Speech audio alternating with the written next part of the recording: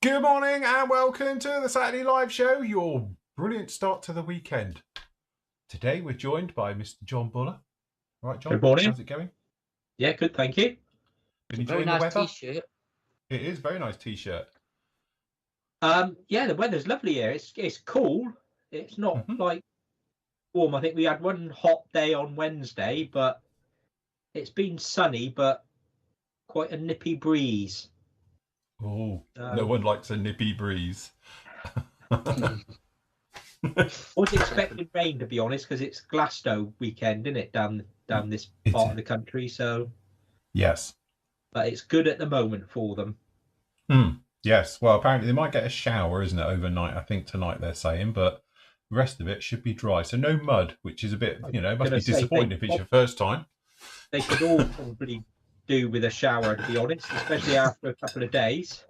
Yes. Yes, it's a natural way of keeping the smell down.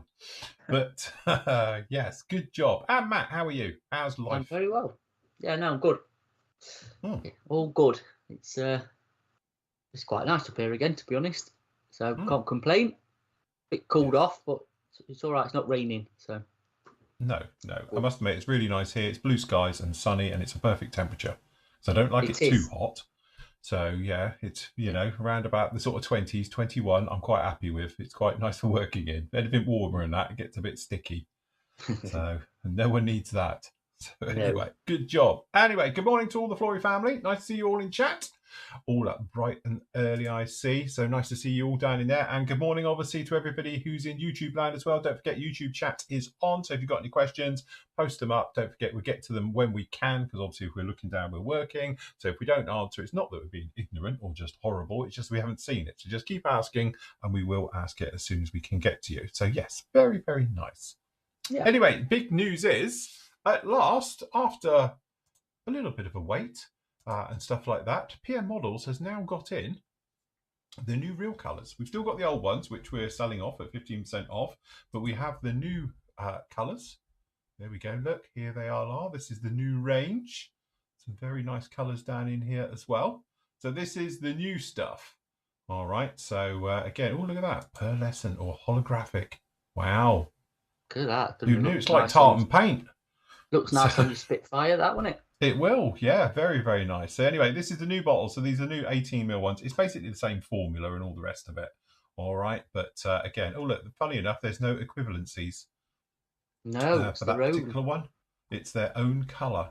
All right, but if you go on the store now, if you pop over to pmmodels.com, you can find all of these in here. But what we have done, the numbers have changed, which is a little bit of a pain. Let me go down to somewhere where we know them a little bit more. So Dunkel Greb and all of that. So you've got it down in here, and then you've got your equivalencies into this one as well. So you have got a cross colour to the old colour numbers, because again, for some reason they've changed the numbers, but like obviously to Hataka, to MRP on this particular one, and obviously the RLL standard numbers, things like that as well. So they are in here, so you can go off and get these now. The nice thing is they're still the same price as the old one, so you actually are gaining a little bit, you know. Which is quite nice, but the range is quite extensive. Said before, some really good colours in here, especially for you car guys as well, but you've got the normal ones as well down in here. But it is a new colour range. Some of the colours didn't make it across. We don't know if they're bringing them back in at a later date and stuff like that, but yeah, it's one of those ones where, as you see, you've got your sort of your normal sort of favourites and your ghost greys and stuff. I wonder how they go about that one. Oh yeah, there's a few ones in there. Look, it's quite a popular one, that one. So but yes, you can grab those now. So they are up. We showed the rack obviously on the Thursday show, but yes, they are all in stock and ready to purchase right now. We have still got the old ones as well, so these are the old 10mm glass ones, and again, if you want to grab any of these, you can do as well. So they're up here, but once these are gone, they are literally gone. They are no more. All right, so we're running both lots side by side, if you know what I mean. And again, some of these ones, I don't know how many we've got off the top of my head, but obviously these are the colors that have been discontinued. We might still have them as well down in here. So if you want to grab any of those ones, you can do. They are down in there. And obviously the special offers have been updated. So we've got some nice bits down in here. Very nice deals as well. So we've got the combo, or the two of, on this particular case, for the Corsairs as well. Very nice as well. We've got the Puma brand new as well. release. So very Mini new art tool, Puma. new release, mini art. Yeah. Yeah. Off the back of, obviously, we were discussing this on Thursday night show. This is the A26. You could do it just like, what was it called? Millionaire, wasn't it? Millionaire, yeah. Millionaire was the one we saw, which Yeah. apparently was on an engine test flight. It had a few engine problems, so that's why it's at Duxford at the moment, trying to get that sorted out. All right. So, but anyway, we showed a little bit of that one, so that's very good as well. We've got the Freedom Fighter as well. So this is the Edard one with all the cool markings and the various bits and pieces for the actual Tiger. Very, very. AFB Club kit in there, which is the best one as well. It is. Very, very nice kit, that one. Very sharp cool, tooling on that one. And again, really nice kit is the Superbug as well. So we've actually got the Hornet as well down in there as well. Nice kit. And again, something a little bit on the bigger side if you want to do that one. We've got the Mark II Spitfire. Just £40. Very nice. And an MGB. So if you want to get one of those as well. Very nice indeed. And a couple of other bits we spoke about before. So again, we've got some nice bits and pieces. Obviously the Pigment Jockey is still in here as well. So if you want to grab any of those ones, the sale will continue until end of the weekend. So I'll let it run for a couple of days, and on Monday then it'll get removed. So that's nice the plan. And as we're talking Pigment Jockeys, I'm going to be using some again today on this. Hold on, need to come to you. There we go. On my little tank that I started last year, the year before. I think I'm going to, since I've not been in here, as we were discussing on Thursday night, I'm going to see if I can get the enthusiasm mojo back, I think. So, yes, be nice. Get some very done. Cool. Very nice indeed. So we've got all of those ones. Don't forget, if you want to support us, help us out and all the rest of it, just buy anything from the stores and go through. And I've still got all the merch and the bits and pieces on offer as well. So if you want to get yourself a mug and the trays, I get lots of people asking me about the trays. They're probably around about 2 weeks out. There's quite a long lead time for this because of the way that they're printed and manufactured for us. And they take around about 8 weeks. So, but hopefully we're pretty much near the end of that now. But don't forget, you can always pop your name down. Just pop in. Click on said item, put your email address in, and I'll send you an email just as soon as it's in stock. All right. But if you like our little tool trays and just a collectible one, things like that as well, they are down in there. So if you want to grab that, you can do, as well as everything else. And apologies, I must admit, I did forget to put back into stock. I'll get them printed over the weekend as well. We've got the holders as well. And I know PM's got their version of it as well. So they're up and available just like that. So if you want to grab any of those ones, you can do. They are there. And obviously the new mug, which they've only got 36 left. When that 36 are gone, that is actually a real live count. That is it. All right. And that mug will be discontinued forever. So once those 36 have gone, or if we get to around about November, they'll be going in the skip. So, because it is a limited edition one. So if you want to get any of those ones, you can do as well. So, yes. Just talking about merch. Yes. On the PM side of it, on the PM store. Yeah. If you just could click to our merchandising bit, please. Hold on, just going there now.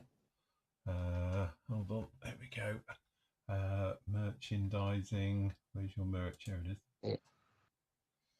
So obviously I've just put the, because we've been out of them as well, so I'll get some printed next week. So if you purchase one, obviously there'll be a bit of a delay because we won't have any printed. But on our mugs and the clocks, we're down to the last 2 of each. And once they've gone. They're not coming back because obviously we've got a new mug coming out and some T-shirts as well, which is obviously up on a pre-order at the minute. So once the actual PM that version's gone, it's gone. So we're down to the last couple of them. Very nice. And then we've got some other new merch in the pipeline as well, which will be coming down the line hopefully before the end of the year. So all good, yeah. Which obviously the members would have seen about that one. That's those ones. Yes. Not in the colour that Matt was wearing on Thursday night.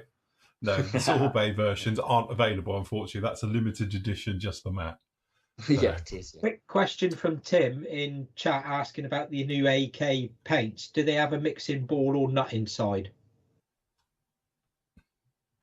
You know what? I actually don't know because I just unpacked them and put them on. I didn't hear anything inside, but I presume there must be something. I honestly do not know.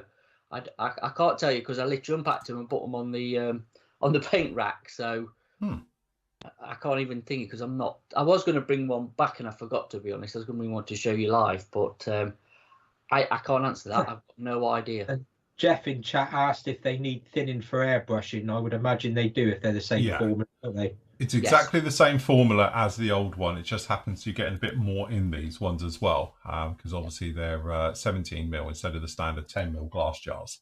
But the formula, as far as I know, I haven't actually seen one yet. Matt's going to have to send me some down to have a play with. But as far as I am aware and have been told by them themselves, when I spoke to them about it a few months back, it is exactly the same formula. Nothing's changed. The range changed, and as Matt was pointing out on Thursday, it's actually some really nice colours in there. If you're into your vehicles, some very nice stuff. So you've got like the Golf Blue and various other ones in there. So that, and say, we just saw the holographic stuff. So there's some really nice colours in there as well, but they have limited some of the range. If they're going to come back, don't know.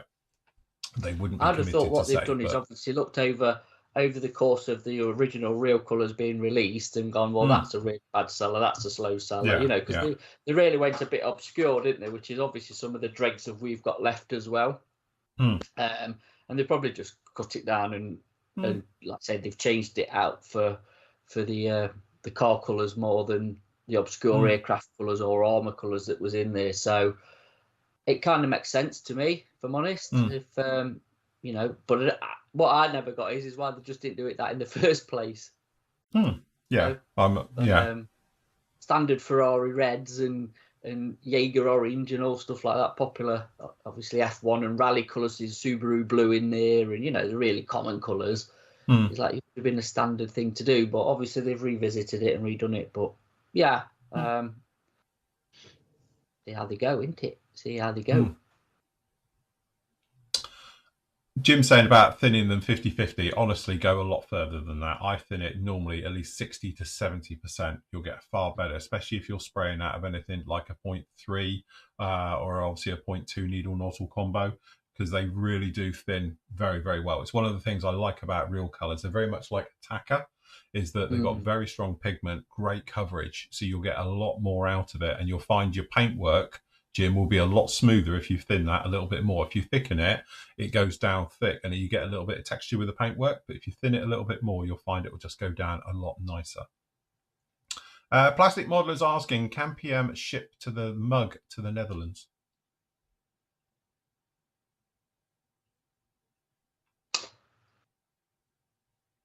You can't buy it off the site. There's a dramatic we can't. Technically, I'll be careful how I put fingers. We can't ship to the EU.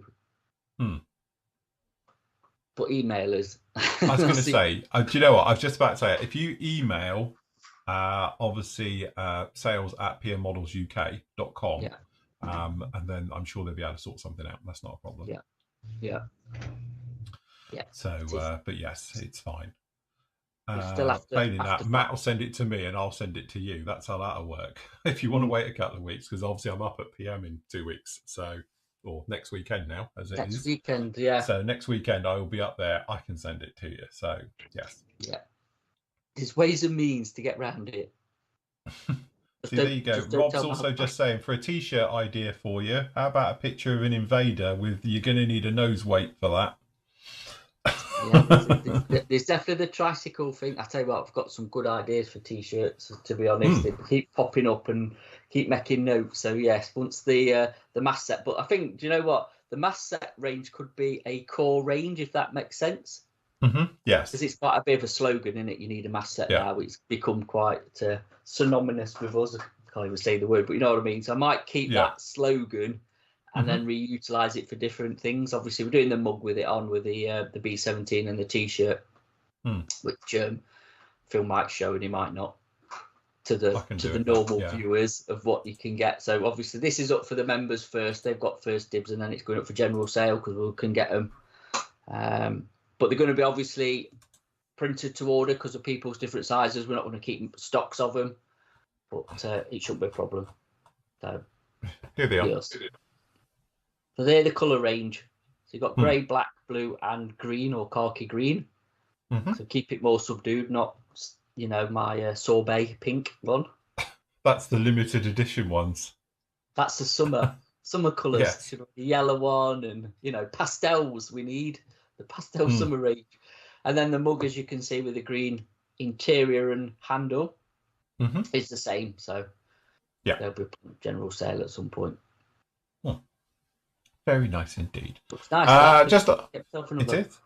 Yes. Are you doing Flory model sanding sticks? No, sorry, been discontinued now. 3 years since we last manufactured, pre-COVID.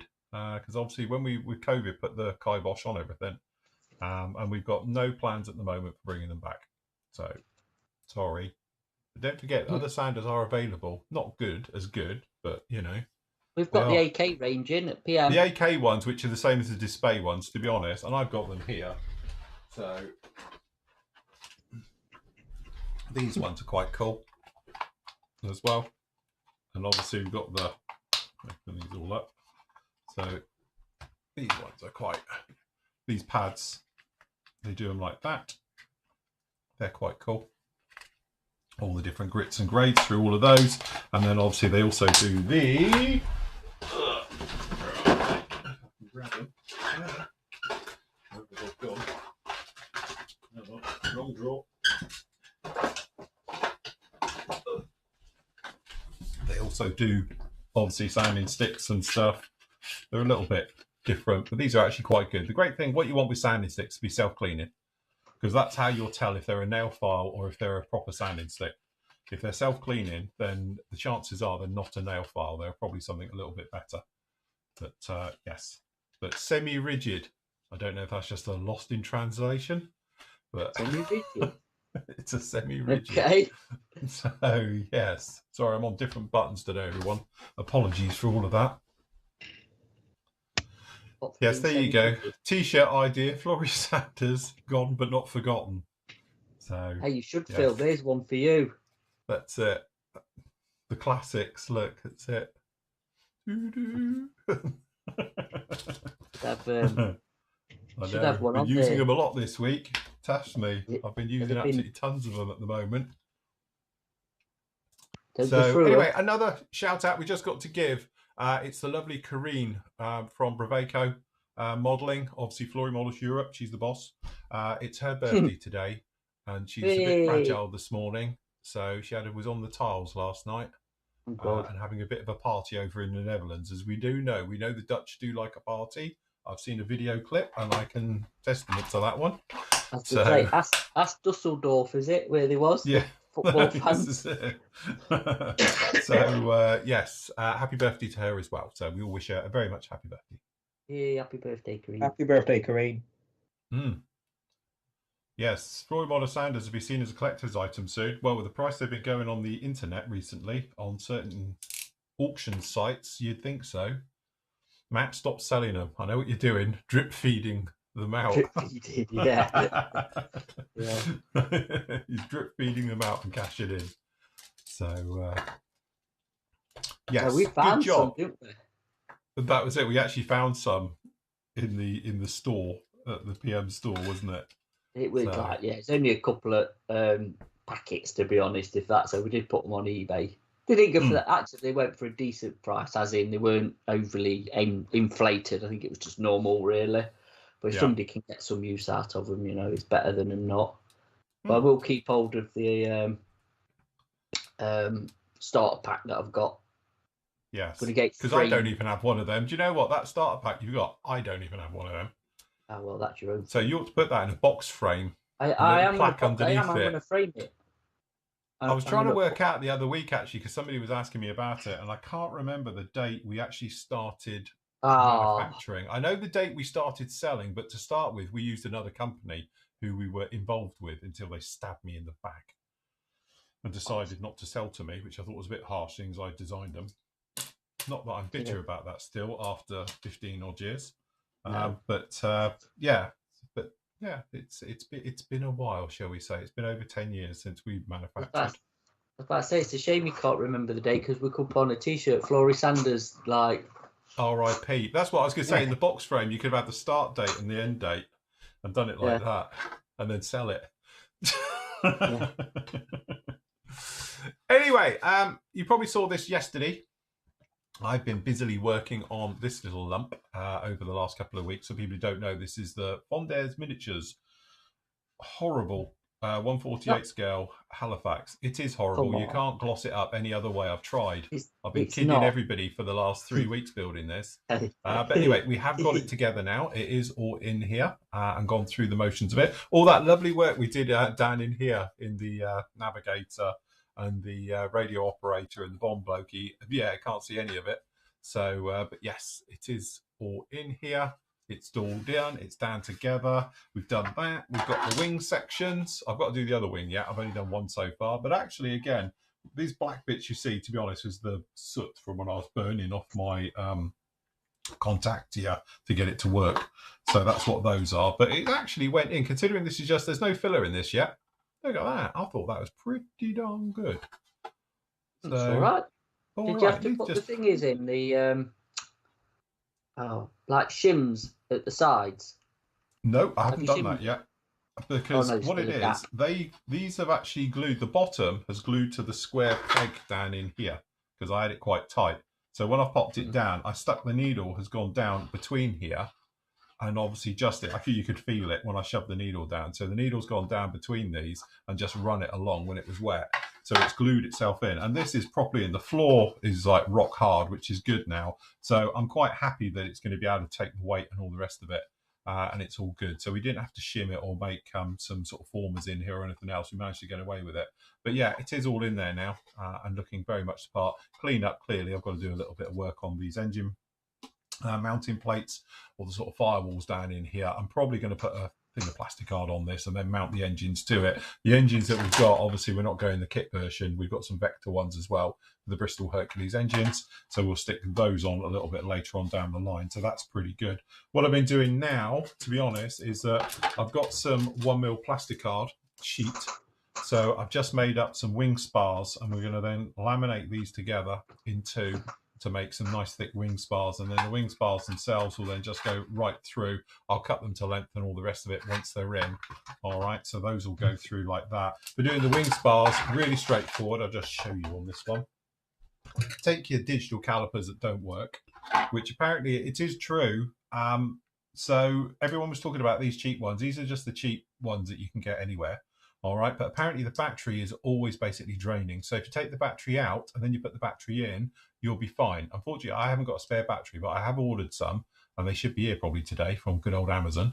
And I'm going to try it and see if it works. So as everyone was pointing out, take the battery out before when you finish with it. And apparently the battery will last in it, but it's a known issue. And I was like, I didn't know that. That's a new one on me. Anyway, so what we did for this, obviously, smacking this off, you've got your feeler gauge. So we just came in here, and obviously we needed to know the width of this. So we just popped the old feeler gauge down in here. We went like that. We locked it. There's two ways of doing this. You can either come in with your plastic card and literally do this type of thing and like put it down and then just put a little nodule spot in there and go through. All right, or even you could even do it this way if you wanted to and just go through. But that's probably the easiest way. And you can do the other end one like that.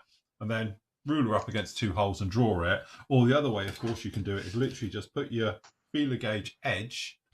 So put one edge down, one edge up, and then literally just nice and gently. Trust me, don't lump of super glue in the way. You can literally just come down and score it. And obviously, because this is 1mm, it's going to take a little bit more, but you can hopefully you'll be able to see it, catch it in the light. There you go. You can see the score line that's down there now. Put some fluff on it. Look. There you go. All right. But if you do that a couple of times, whizzing up and down on it, and then obviously it'll soften up and you can just bend it, break it off as we did down in there. And that gives us these. And then again, what we're going to do is I've got to do it on camera, obviously, for the video. So I'll do one in a minute and then one off. But we'll just glue these together. This will give us our wing spar section, and then this then is going to go through in here like this, and literally it'll just come in and go right the way through. And then obviously we might have to chamfer and taper the ends. The biggest thing is you can see that the wing spar, we know it's this big this end. Unfortunately, the problem we've got is that at this end it's nowhere near it. So now we need to make a hole obviously as big as this on here. So what we need to do is measure the distance between the outer part up here. So we'll be cumbering in. It all gets very technical with all of this, but it is part of the fun. All right, so we can just come in and we can say, well, at the top of what we need, is obviously going to be here. So we can come along to this guy and work out exactly where it is. So this is going to have to come up probably around about 3/4 of a mil, something like that. And then again, we can do the bottom, which actually is not that far off of the top. And we can work out exactly where it is. So we can open up this one, because what you don't want to do is pop this one in through here, and it will go all the way through. All right, and it'll be in here. And then this one comes along. Obviously, it's not going to fit at the moment, but it's at a different height. So you've got it too high or too low. It's got to be central just down into it as well. So, yeah, it's got to be good. Obviously, the biggest problem I've got is that I was hoping we could probably get this right through, but these pretty much go. So, again, what we're going to do is we're going to step this. So we're going to take off a little area just at the bottom. So hopefully this wing spar will run across. Obviously, it's going to come over to about here, but it will drop under here. So it still give it a little bit more strength, but I want it to run across the top of actually the floor on here. So again, it's more strength everywhere we go. But obviously, it's not going to go the entire distance. It's going to have to go a bit shorter than that anyway. So it's probably going to be about that distance is how far that wing spar is going to go. So when it's in, it's going to run under here. So again, you can, you know, just sand it and go as you like. But that's roughly how we're going to be going with all of this one. So yes, that's the big plan as we make our way through. But this is all part at the same time. So down in here, as you say, we showed this the other day. So we've taken care of the seam lines, top and bottom now. So now what we can turn our attention to is rescribing the entire thing, because it needs a lot of work down in there. We've got a couple of small little blemishes down in here. The scribing's awful. You can probably see here. So again, we want to tidy that up. So maybe a little bit of filler, sand and polish it. And it is that thing is that you can see that's our problem area just down in here. So we need to get some filler down in there, take a little bit of height out of it. And then obviously we'll come in and we're actually properly putting the panel line, because you can see it's a little bit nasty, and go through and tidy it up. Once that's done, we're going to re-rivet the entire thing and we'll be good to go. But yeah, no, he's all right. Coming along very nicely. It's one of those ones where it's actually, as much as it is, and I know lots of people are watching this think, Jesus, that's just so much work. It's really enjoyable. You get into a little bit of a mojo, you know, with it, you know, and you can sort of just bounce along. Like I said before, doing some of these things like sanding and filling, if you put a podcast on, put some music on, I had an old film playing, and it was like, you know what, just the time flew. It's just one of those things, but you've just got to let it dry and go through the motions of it. But it is, in some ways, I think, more fun than doing a Tamiya kit, you know, because it's just, I don't know, it's more rewarding, shall we say. There's something about it, playing with plastic card and trying to get it to work. Yeah, it's the challenge, I suppose. And I must admit, I really am enjoying it. So, and I was talking to one of the members yesterday, and he was saying about, oh God, could never do anything like that. And it's just too much work. And, you know, he prefers the more shake and bake kit, shall we say. And like I was saying, I said, sometimes it's quite nice, though, because you're using the old grey matter. You know, yes, we could just all put them together, and kits that go together are lovely, don't get me wrong, and I do enjoy those kits as well. But there's something a little bit more rewarding out of these, where you've sort of got it together, and, you know, now we're somewhat together, and, you know, we've beaten the buck of it, if you like. The rest of it should be quite straightforward and just normal, but it's just using the old, like, how are we going to fix this problem? And a lot with me as well is that the way I'm thinking, and I spoke about this on the vlog, and I know we spoke about it Thursday night as well, is that my way of modelling isn't to everyone's taste. And I get that, because I get some people message me and say, that's an awful way of doing it. But it's my way of doing it. And I enjoy this way of it. Yes, you could get out digital calipers and measurements, and you get your bleeding mathematics out to work it all out and all the rest of it, and jigs and that. That's not me. I just want it to look right.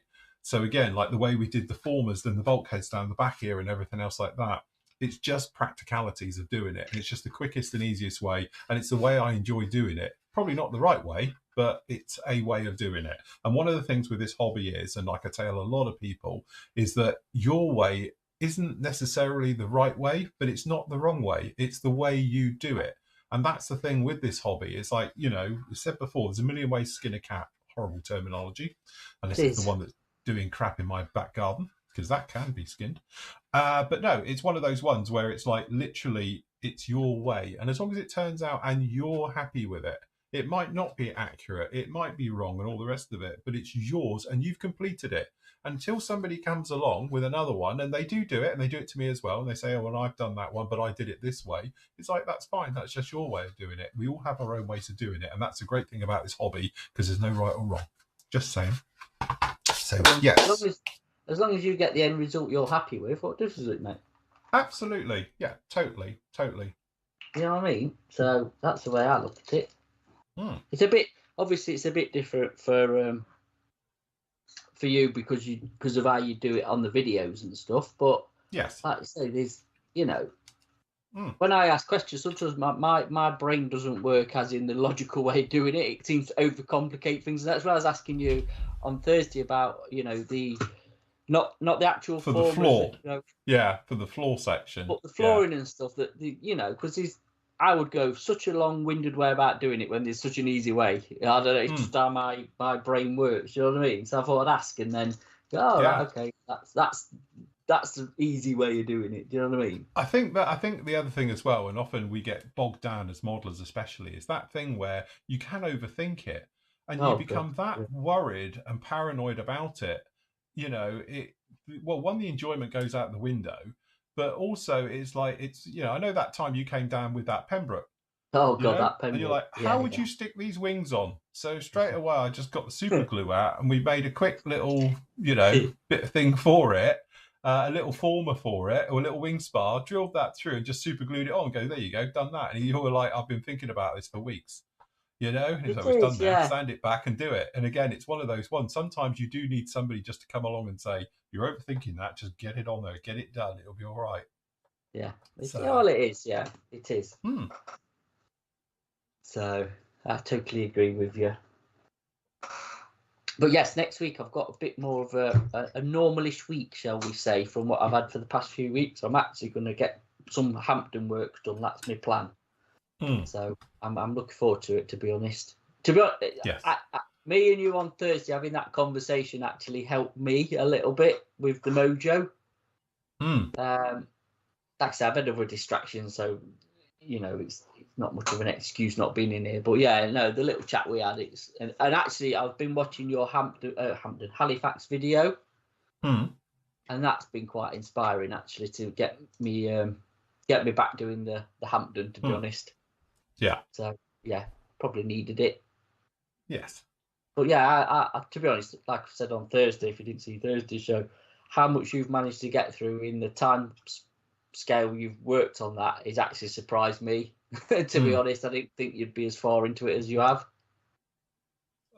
Again, it's one of those ones. I think the reason for that is I've actually quite enjoyed it. So whereas normally I might, as I say, I know a lot of you probably think I just sit here 5 days a week or 6 days a week and just do this. Unfortunately not. There's other things, with the business and stuff like that.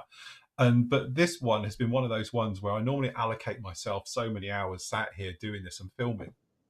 But this has gone on a bit more. And that's why at the moment we're getting 2 parts of this a week going out. There'll be another part up on Monday.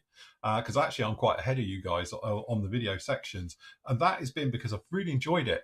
So some parts I've been working on it and thinking, normally I'm like, oh, look, I've got to do the orders now and all the rest of it. And I'm like, do you know what? We'll just do another half hour, because it's coming along quite nicely. I'm actually getting quite into the build and enjoying it. So it's actually progressing faster than even I thought. I thought this was going to take a summer build. But I'm hopeful by the end of next week. Obviously, we've got one wing completely done. We've got the wing spar section talk out. I've got to get this one fitted on, which I'll start on in a minute. Do that. The tail planes are all done as well. So by next week, this should have all the wings on, sanded, filled, rescribed and re-riveted. So actually, we're looking at primer and paint the week after. So it's actually coming together so much quicker than even I thought, So yeah, yes, it's fun. Good. It just proves it's not unbuildable, isn't it? Yeah, that's it. And somebody are just coming down here. So Alistair's just saying about Phil that he's bought the Mach 2 727 airliner. And again, everybody I know who's ever built a Mach 2 kit will tell you they're challenging. And let's face it, when I did the VC10, classic example. But if you just throw yourself into it and don't overthink it, it's a rough kit. It needs sanding, it needs filling, it needs sorting out. It's just those things to it. But at the end of the day, it's actually really, really rewarding. And when I did the actual, with the VC10, it was one of those ones where I overthought that a long way because I wanted to change the nose angle. So it was like, how are we going to do it? So I cut the front off and we brought it, 3 degrees nose down and all the rest of it.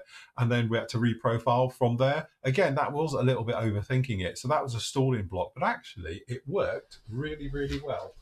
And again, it's one of those ones I can honestly say, let's get this off the wall. Here she hangs on the wall. It's one of those ones where it's actually really, really enjoyable. So, I covet this thing with pride, and it's not nice. It's, as you say, it is what it is. But to me, it's a VC10, and it looks the part. But with this one, we had to scratch build the fan blades at the back. You might remember we made some resin ones. And again, it was like that, like, how are you going to do it? So I literally just pushed it into a little bit of white tack, one of the fan blades from something else, pushed it down here, and we just cast off and used white tack for casting. Again, you could have done it properly and used a silicone mold and done it all properly. But again, for quick and speed, I need 3 of them. So we just banged it in and off we went. And we got the actual fan blades for it. And again, it's one of those ones of not overthinking it. Because if you overthink it, it can bring you down. And that's when your mojo gets a little bit lost and all the rest of it. So, yes, it was a shame this never made it to Telford, because I wanted to take it to Telford doing the refueling thing. Because I've got John's Harrier here still. Yeah, we were going to do that, weren't we? That was the whole point. You guys were going to do the chicks in tow. So I still have it. So I've got the refueling probes, which are somewhere still. But we were going to have the Harrier and have it as an in-flight display with them all on. So this is John's GR3 with this one coming off the back of it. I think Nathan's got a Jag as well, hasn't he? Yeah, he did. Yeah, Nathan did the Jag. Harrier. Yeah. So we have got it. So at some point, it would be nice if we could actually get them on show. But yeah. Don't overthink it. It's fine. Again, the reputation of a Mac 2 kit, sometimes it's justified, don't get me wrong. But to me, the appeal, again, of them is subject matter, isn't it? It's always about the subject matter, and they do, such unique things that you either scratch building or it's perhaps an old vac form or something, Again, we'll mention Tom, who's joined the forum with his vac forms, the big vac forms that he does. Yeah. Yeah. Again, if you want to see like Tom's work, he's all over the internet. But again, that's a classic example of where you see somebody who's done one and what is achievable with it. And again, Tom's fantastic at his scratch building and his interiors and that, but it just goes to show that, just a straightforward rescribing job, nice paint job onto it, you can achieve stuff that is unachievable by anybody else, because nobody else does a 48 scale, 32nd scale Sunderland. He's done this kit, he's done that C17. Again, these are kits which are unattainable because nobody with a right mind will ever go near a back form one. Because again, you've got to do so much work into it. But he embraces that, and we're going to have to get him on a show, I reckon. And I reckon we need to get him on a show. We definitely we'll get him on a show, and he can tell us all about it. But it's one of those ones where, again, he embraces the challenge of it. And like he says, it's not too bad. But to him, not too bad is probably when I say, oh, this isn't too bad. To anybody else, it would be like, you've got to be shitting me. I wouldn't go that barge hole. But at the end of the day, he's had to start somewhere. To tackle it, and to get to where he is now, he has to start from the bottom and make mistakes probably, and make cock-ups and sort it and think about it and everything else. You're not just going to go and pick a vac form up and then just produce this fantastic kit. It don't work like that, does it? Do you know what I mean? He's obviously had to learn core skills to be able to build them. So, like I say, to get him, to get him on and have a chat about it, and it might be an inspiration. I'll bet you anything, when he's doing those vac forms, there's a lot of trial and error. Oh God, yeah. There's lots of bits that go in the bin, but you've just got to have that level of expectation. It's not going to go together like a Tamiya kit.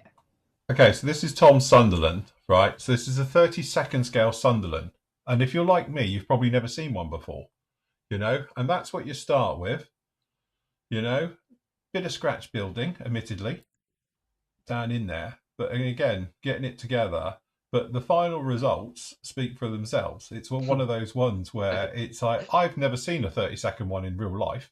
So, I don't think many's ever been built, let's be honest. This is the first one I've ever seen.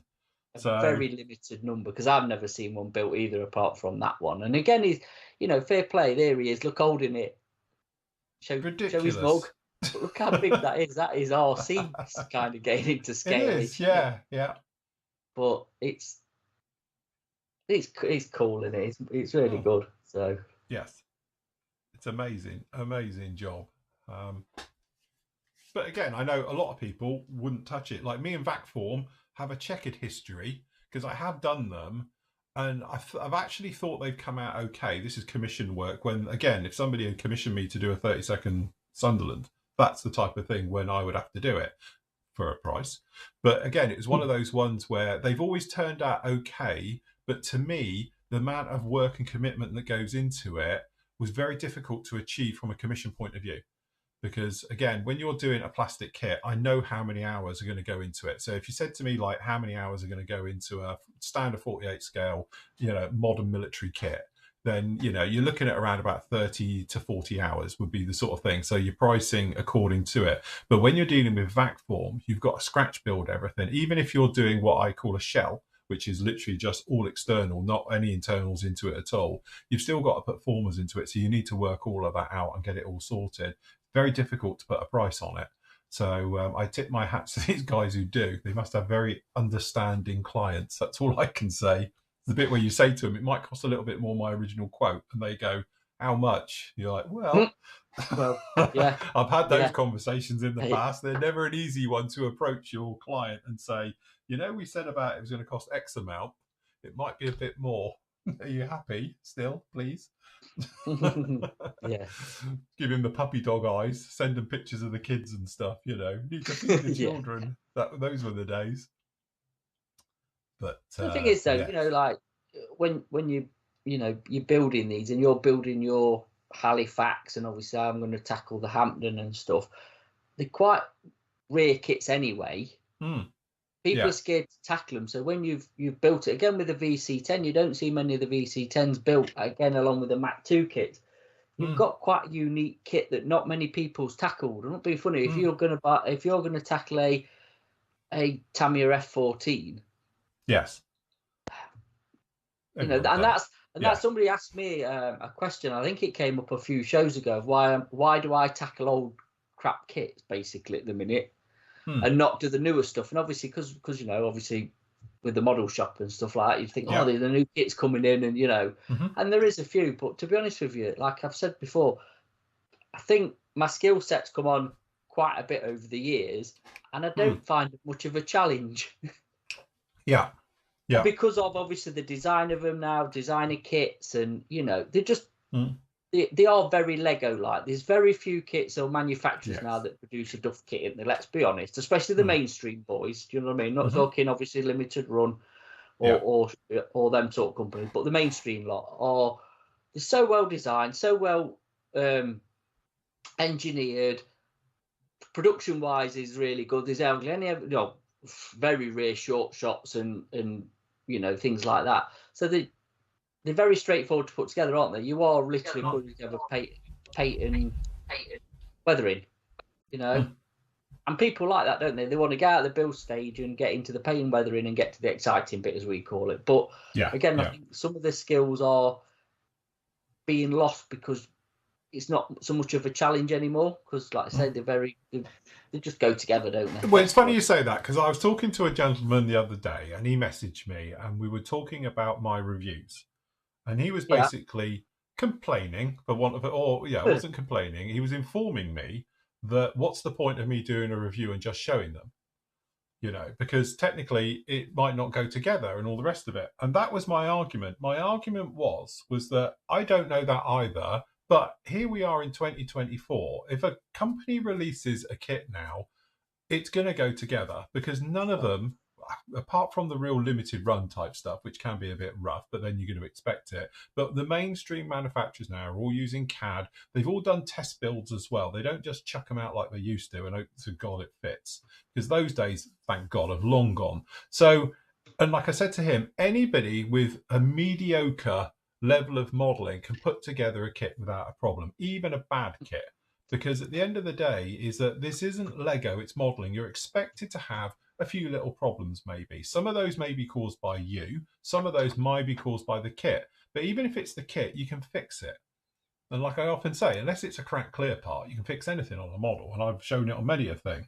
So he was coming back saying, yeah, but then what's the point of just showing it? But like I'm saying, I'm showing you the level of detail and what's actually in the kit. And is it that type of kit you want for you? So when I'm showing like the sprues, we go through the instructions. What I'm trying to get over to you is that that's what you would do if you were in a modeling shop now, like the old days, and traditionally take out the sprues, have a look at it. That's what I'm doing as a reviewer. I'm not telling you how to build it. I'm not telling you how to paint it or weather it and all the rest of it. That's totally up to you. I'm just showing you this is what you can expect. If you're going to spend your money on a kit, you're going to get this. So it's still all up to you on how you go forward with it. And I don't think he actually got it, because he was saying about it would be a lot better if I did a review and actually put it together. You can tell how it goes together. And it happens a lot. And most stuff I review, I end up building at some point. But they all roughly will go together.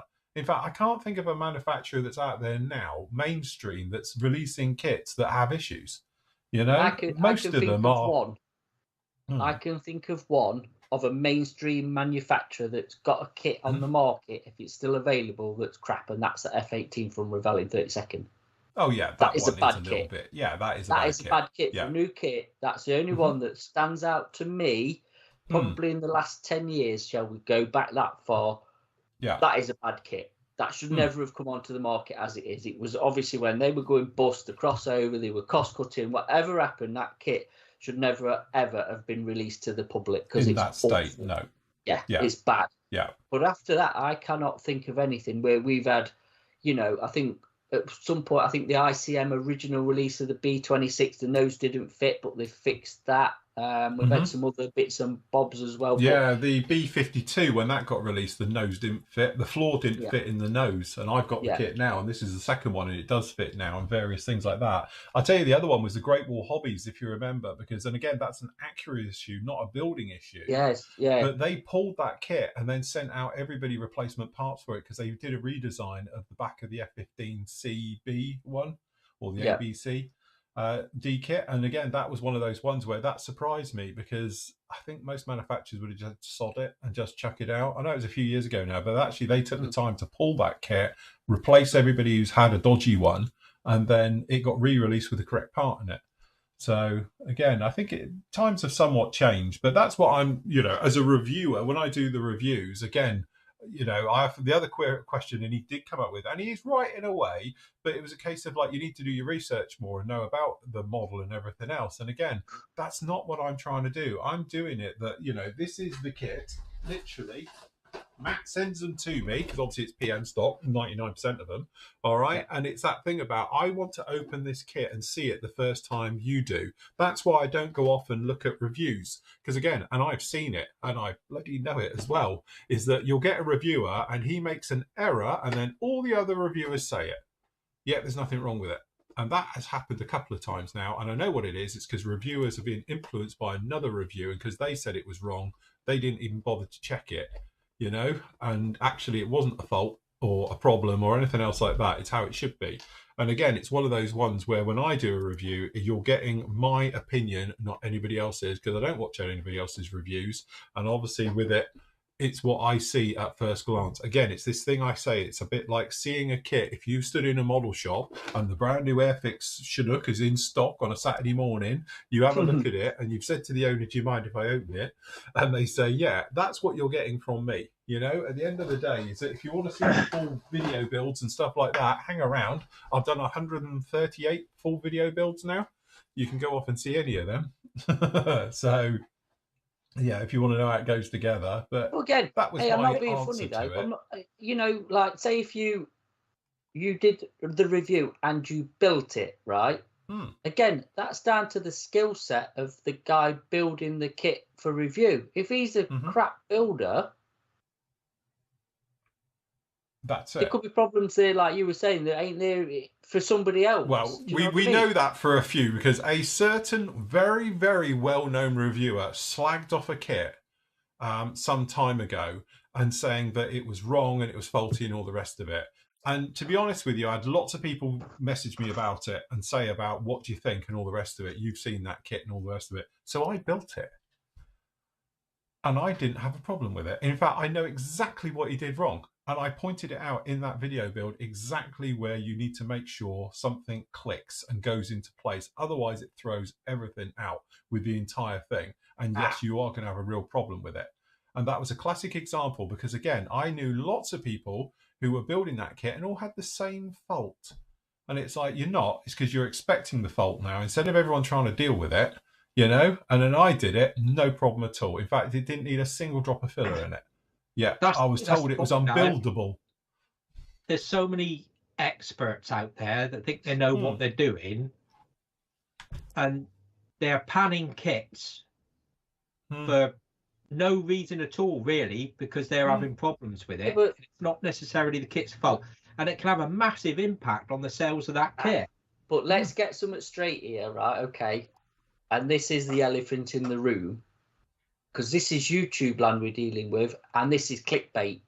So if something's bad and you've got an excuse to say it's bad, you're going to get more views than if you say this is great, this is fantastic, you know, go out and buy it or whatever. If you can pan something, and this is not just our hobby, this is just YouTube in general, isn't it? Because I watch a lot of car people who are, you know, rebuild stuff, pull it out, and you know, they make all these dramatic statements on the thumbnail, so you click on it to watch the video, and half the time it's got nothing to do with what's actually in the content, but it's clickbait, and you know, it's people fall for it. I mean, you did it, didn't you? We tried it on one of the videos, and look at the views. One video I did as a clickbait, and it did work because we got thousands of views off of it. But to me, that's, you know, the negativity side of stuff is it's just not right, is it? You know, something's generally rubbish, and it generally does need to be called out for what it is, and I agree with that. But just for doing it for views, I think it's not for me. It's not. I'd like to work and feel comfortable with any model. Doesn't matter what kit it is. If it's well built, probably 99% of the people that look at that model ain't gonna know that the engine cowling's like half a millimeter out of shape or anything like that. No. If it looks like it's a model kit. It's not going to be 100% accurate. No. We've said it loads of times, haven't we? We've said that loads of times, but you know. But again, you get two types of reviewers out there. You get the reviewers that literally, I don't know, almost review to find a fault with something. You know, and I know there was various things said about when the Qatari Spitfire came out and the various things about it, about its accuracy and level of detail and stuff like that. And again, it was one of those ones where it depends on, obviously, perhaps you'll watch a reviewer because he is hypercritical of a particular all the kits, and that you are into your rivet counting, you probably want to watch their review because they'll tell you if the said rivets are in the wrong place or the wrong shape or whatever it is, and go through like that. Me, I'm more of a general type of thing. I don't know, and I've often been honest about this, it's one of those things. I've got great general knowledge, but specific knowledge on an item is very limited. As you probably realize, on armor, I haven't got a clue. You know, it's one of those ones where it's like, know your limitations, so I will gloss over things. Certain things, like funny enough, the Apache and the F-18 Hornet, I pretty know inside out. And obviously the Mi-17 and 8s and stuff like that, I know incredibly well, having been around them a lot. And again, it's one of those ones where it's like, you know, I don't want to stick with just what I know. I like to keep a nice broad thing. And that's what I love about this hobby as well, is that when I do make a mistake, as long as it's said nicely, as in constructive, and pointed out errors and things, it's that thing about when you get people, especially with me building, because I'm normally further forward than what you guys see, unless we're doing live stuff, you can see what I'm up to. It's usually too late because I've already done it. But again, if you do see something and say, Phil, you need to change that, as long as it's done in a nice way, I often will do it. You know, like I had a guy when I was working on something before, and he was like, "Mate, you've made a right cock up. You need to do this, this, and this for detail's sake, because the real thing doesn't have that." And because he wrote it really nicely, I went back and completely redid it because again, he was right, but he put it in a nice way. If you're like, "Oh, you're a twat, you got it all wrong," I'm like, "Stuff it. It's a model. I'm not that worried," you know, and you just carry on. But again, it's one of those ones where sometimes it's how things are written and put across. You can be more accepting of it than being a little bit sort of, stuff you. So, Yes. Anyway, just to say, I've paused it here, then I'll go and see what the other ones have said. Yost is saying, I gave a set of the Flory washes a pretty good review. Well, I'll be the judge of that. Send us a link to your review and I'll watch it or read it, whichever way it is. So he says, that's got to be worth a few sanding sticks. Well, you have a job because we haven't got any. That's the problem. But yeah, send us the link. And it shouldn't be pretty good. It wants to be a bloody good, perfect stuff. I must admit, I did see, because I'm tagged in it, if you're the gentleman that's doing the Thunderbolt on Instagram at the moment and you were bricking it because you put the wash on, the Flory Models wash, and he's like, God, I hope it comes off. And loads of people wrote in there saying, I've had it and it's stained and all things like that. I literally had to bite my lip. Anyway, it came off and he looks perfect and he's done a really good job. Just saying. Right. Thing is, though, as far as I can remember, 30 years ago, before the internet and that, you never had any issues about accuracy of kits or anything like that. You know, when you relied on magazines to read reviews and stuff, yeah, you never saw any of the panning of kits like you do now. But well, it's an open. The internet and video and YouTube and all that is just giving everyone a soapbox to stand on, isn't it? Hmm.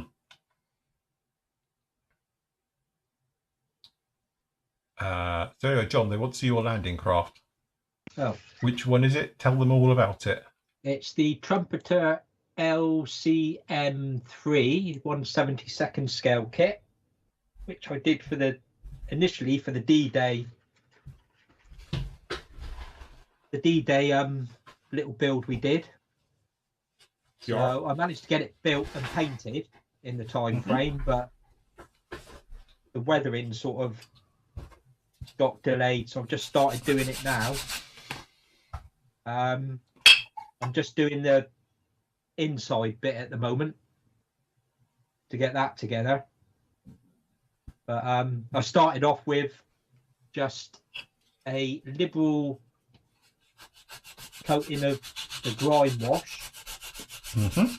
And then I'm just working some oils into it now just to get it that sort of dirty, sandy, muddy sort of effect on it.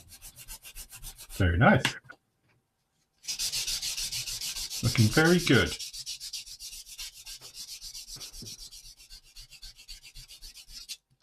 So I'm just going to sand down my sprue goo filler.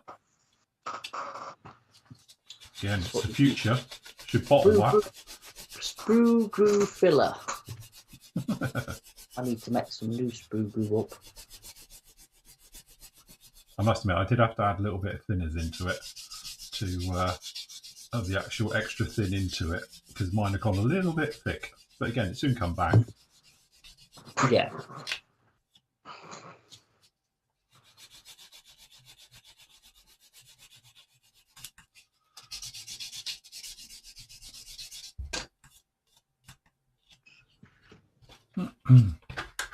So the problem you just have with this one is that some of the alignment all the way through is just a little bit off.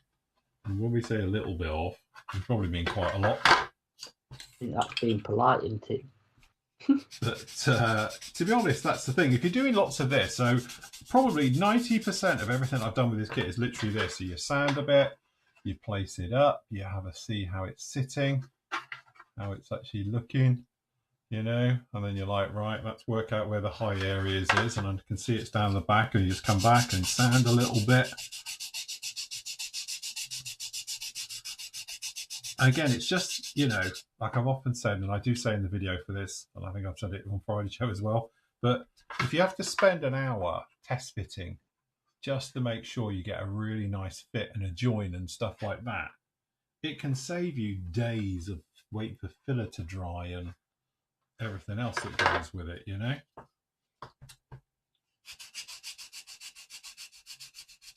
So it's well worth just having that extra bit of time. Because again, like that, that's pretty much perfect now. I'm happy with that. Pretty darn good. A little bit just down in here.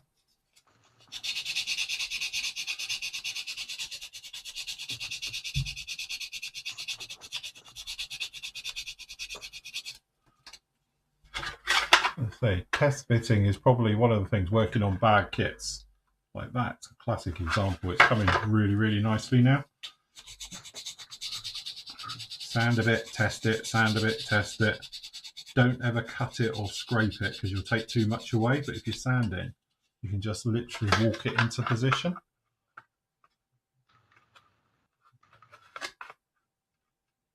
Just a little. But I'll tell you what, as you say, you do a little bit of work. Look at that. Just works, you know. So we just do a little bit off of this. Square up this front.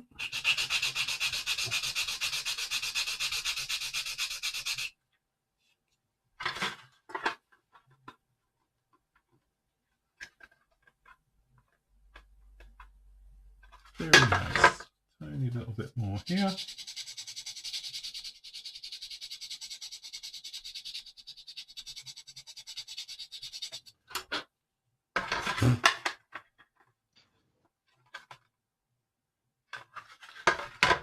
I think that's one of the key things with modelling that people sort of forget about is just patience, isn't it?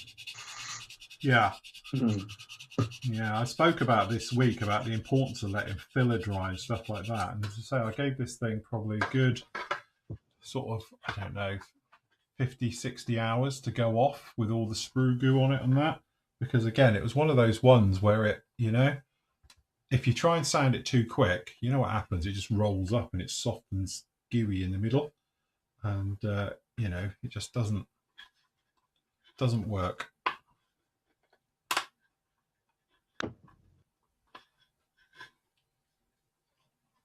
That's everybody's seen no patience, isn't it? Patience, yeah. I know. And to be honest, it is my downfall because I'm not a patient chap. No, I'm same with you.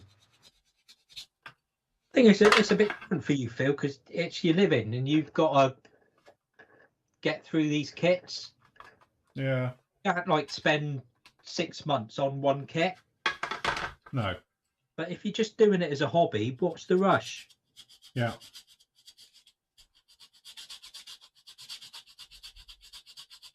Because there's so many great kits to build.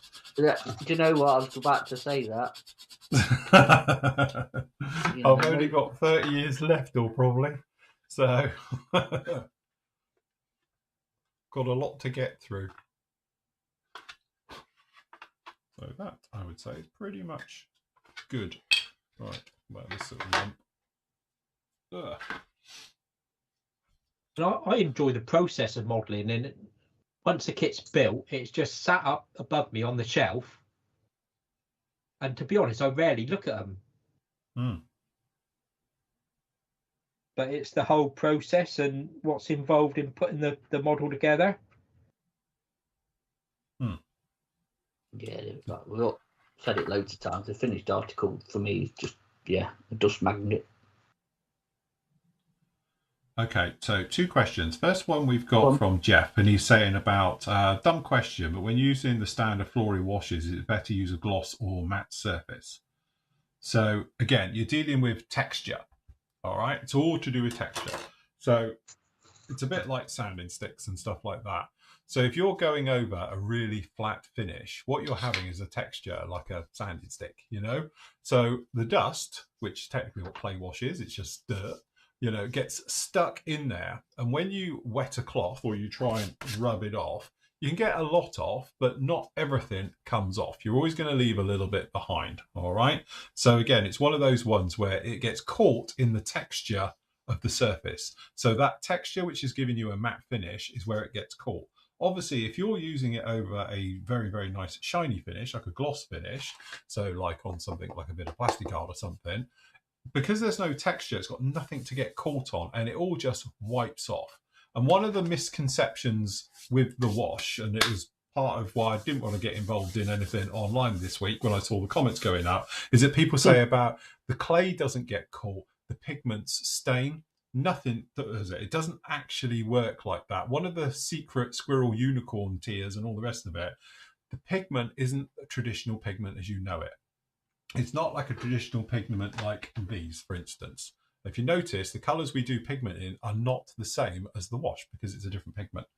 So the clay itself is probably 90% of the color. That's the whole point. So it's coming off with it anyway. All right. So it's that thing about what's staining, as you're calling it staining, isn't actually anything. It's just leftover clay, color, and all the rest of it together. That's actually what is in there. So like I often say, if it's your first time using Flory Models Wash, you want to be going over a nice glossy finish so you can see, but it still needs a little bit of texture to be able to hold it there. Otherwise, when you wipe it off, it just wipes off. The easiest way to do it, just get a drop of it and put it on a few different surfaces so you'll know how it actually works. So for instance, on this little guy we got down in here, you can see that this has got quite a nice shiny type surface to this. Yet this has had a flat coat, although I think it's more of a satin finish, but that is actually what this has had. All right, and as you can see, it's nowhere but literally in the panel lines, because this is over a satin finish, which is very nice and smooth. There's not a lot of texture to it. Has got a little bit, and it's enough to grip it into the areas we wanted it, but the rest of it wipes away. Now, the thing is, if you go over something with a really rough finish, sometimes you want that, and I do. So when I'm going over armor, for instance, and if I want to really worn down something, then we go over a really flat, textured finish, and that's how the wash will stay on there. But as I said, to start with, just making sure it's really nice and smooth. One way you can get around that problem as well, especially in things like wing roots and stuff, so these areas down in here, you know, where you get 90 degrees, I call it vortex. So when you're spraying, the airflow comes around, the bits are spinning round in a circle. What's happening to these paint particles is they're drying, so when they land, it's like snow.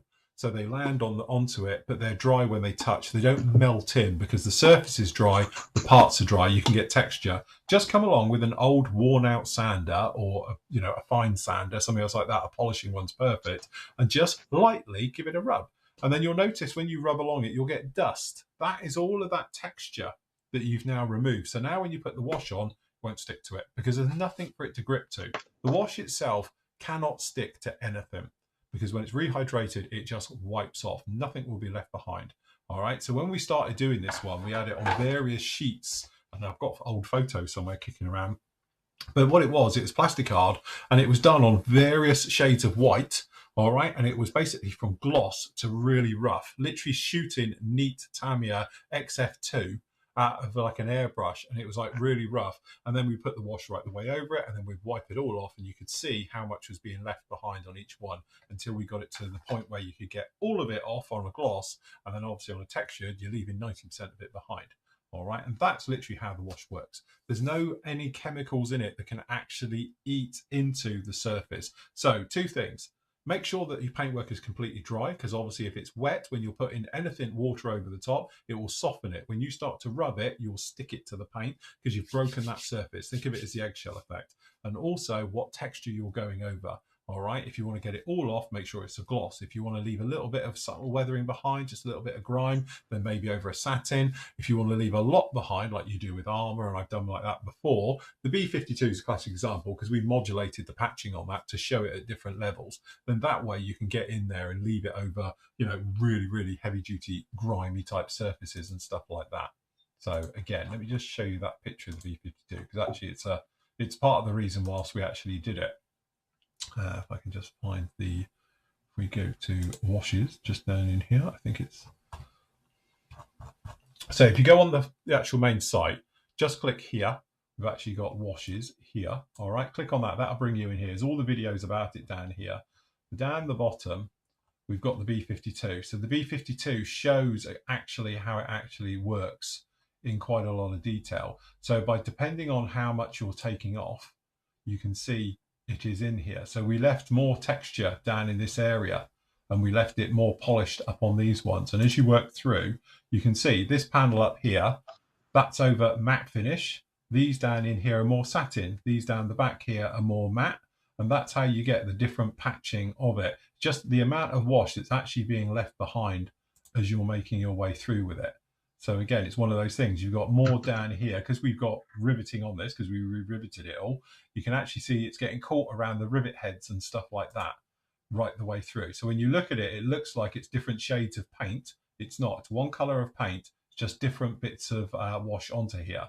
So each area, like this area at the leading edge, is over matte finish. This is satin. And if you wanted it really nice and perfect, you just do glossy, but it shows it quite well down in there of all the different styles of it. So you can see it on the top, as I say. So I just randomly did it really. So as you say, satin, more of a glossy one, satin right the way through, more of a matte finish on here, right the way through, so forth and so on, all the way through, just to break it up and make it look well. Obviously, if you're doing it over more of a glossy type finish and stuff, you want it, that's what you're going to get. So literally, it's just panel lines. So again, that was over gloss to satin type finish. So again, and obviously what you can see in the middle is post shading and pre-shading, where obviously I painted it just the centers of panels, but the actual wash itself is just literally into those areas. So again, just one of those. Again, this little guy, he was over a satin finish, but it's not, can't really see it very well on this one, but as you say, it's just all in the panel lines. And this one, we did a lot of post work with oil, so we didn't want to go too far with the wash. Again, satin finish right the way over the Vulcan. And again, it's just got a little bit of grime left behind going through. Again, you can sand it off. There's a lot more grimy on the bottom because we wanted to grime up the white. And again, you can see how it's nice and patchy and all the rest of it, because literally it's over a matte finish down under here. So again, but 99% of the time with it, it's all to do with your actual finish you've got will give you the effect you get. So it's not anything to do with what the wash is doing particularly. It's more to do with what texture it's going over. That's basically what I've done with the LCM. It's had a matte finish gloss on it, clear coat on it. The base, I actually wanted to get it really dirty.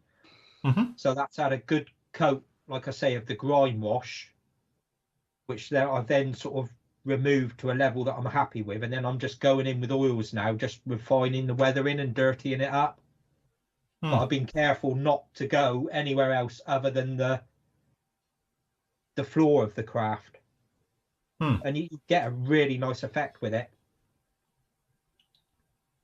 And again, one of the thing is, I know we go on about it a lot, but the wash works great with oils, because I think what it is that the oils grip to the wash, and both of them have got a bit of give in it. So you can actually do some quite nice things with them to get them to, you know, really look nice. Right, what was the other one?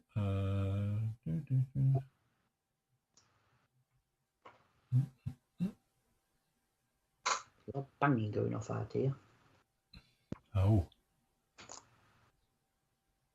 Car door banging them in. People must be off out for the day or wherever they're going. Oh, bless. Right, hold on. If I can just... We've got a question that came on the forum. Where are we? About spitting nozzles.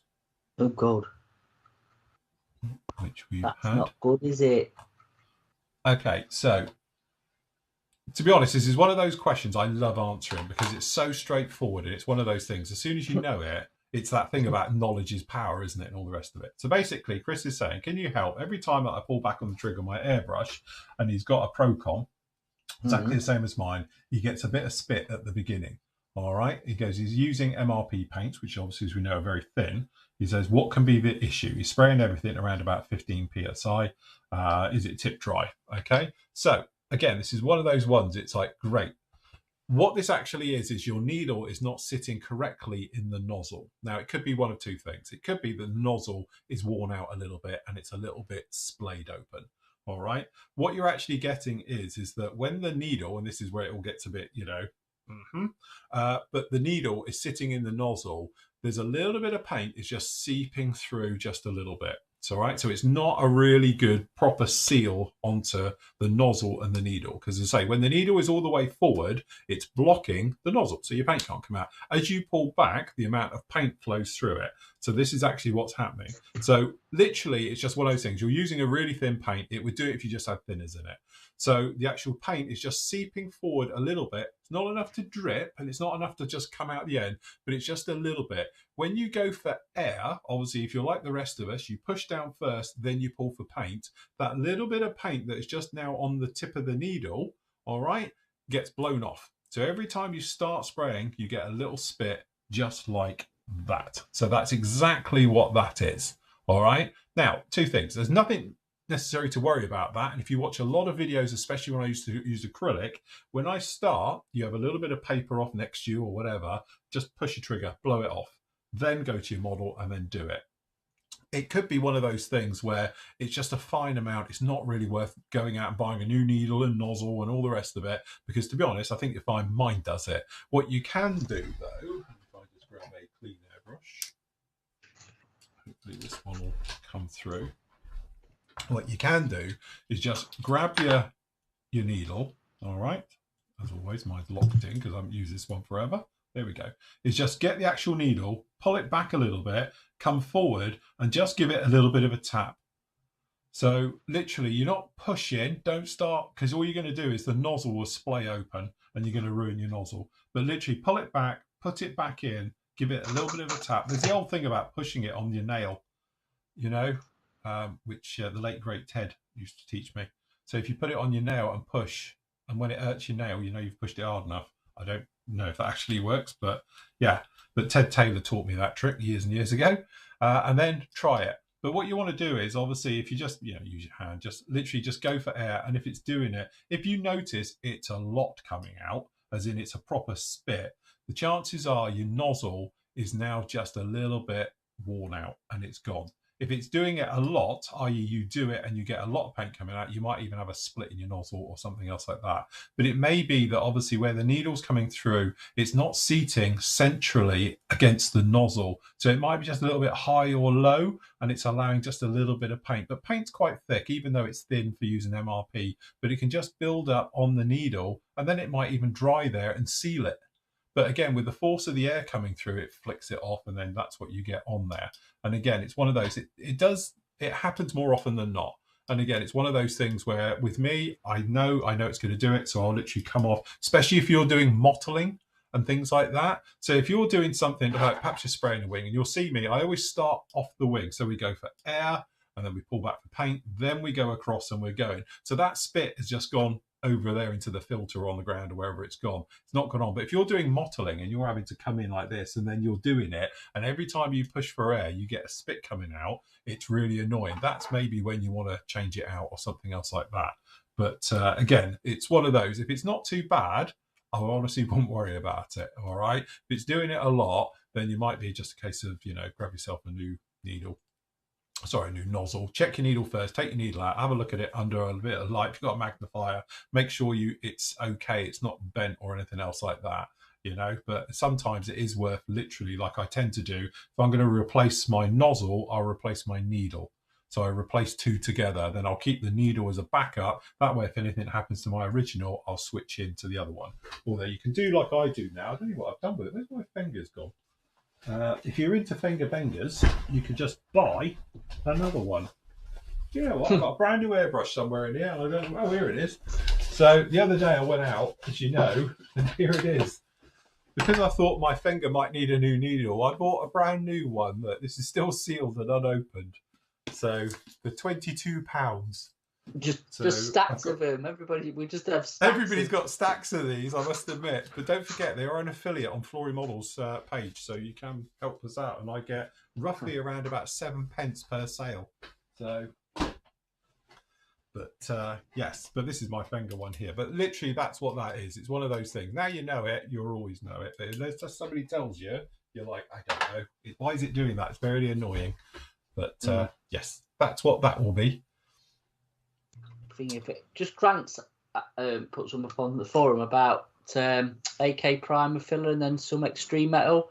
He said recommended their own cleaner to clean it out with the extreme metal, I think he means, and usually the thinner. I'm not able to get the extreme cleaner at short notice, and he's got a build to finish tomorrow. Just use some lacquer thinners to clear airbrush out. The thing's thinned anyway. They're both thin, so you don't need to thin extreme metals or the micro filler. Sorry. Yeah. So lacquer thinners, mate, just whack that through it and it'll clean it all out perfectly. To be honest, I have got bottles of it here. I never use it. I just use lacquer thinners. If I've finished spraying pretty much everything, I just put a drop of lacquer thinners through it. Yeah. Right through, job done. Lacquer thinners cleans everything. It does. John Philippe's got an issue with his Procon. He's got a sticky trigger. It just sticks in the depressed position. Right, okay, so that's normal as well. So with that one, I can't take mine apart because it's actually got paint in it. But yeah, so with those ones, if you look at how it is, they're quite well, they're not as bad as other airbrushes, but it's a bit organic in there, shall we say. What I tend to do is strip it back, take the back end off, right? Take the trigger out, all right? And then obviously down in there, you'll see the top of the little nipple from the air button, if you like, which you push obviously delivers the air. What you can do is just give it a little bit of lubrication. All right, so sometimes it can just get a little bit sticky. There's actually a seal down there and it can bite and hold on to it. So when you push down, it just stays down. It just carries on running. So you just need to let that off. Of recent, if I'm honest, I've just been giving it a squirt WD-40.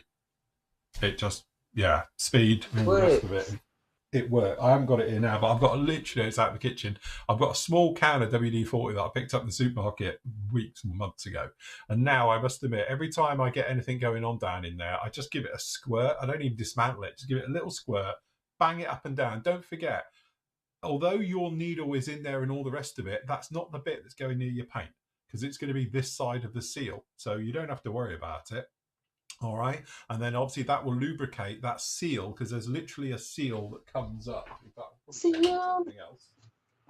Get this off. Here you go. I can show you on this one. So what you've got is on here. This has got a Nomax seal into it. I always thought they're Teflon. Turns out they're Nomax. Anyway, there's a little button on the top here. So what delivers your air. All right, and if it sticks on this seal.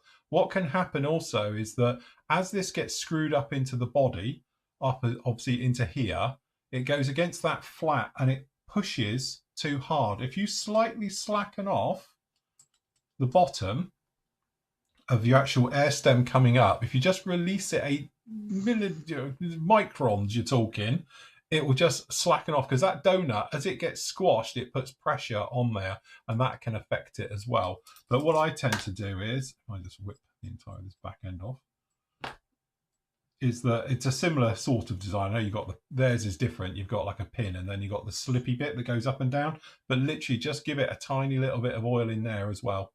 So if you got some, needle juice, super lube or WD-40, 3-in-1, remember that for using it on your bikes? So yeah, give it a drop of that, and then that way it will just make this really, really bouncy. Sometimes you can actually fudge this and make it break, actually make it do what you're describing. But why is it whenever we talk about airbrushing problems, it always ends up like an outtake out of a carry-on film? It does get very sort of, that way. I don't know. I blame the staff. Sometimes I can actually make this thing do it. Let me just see if I can demonstrate the problem.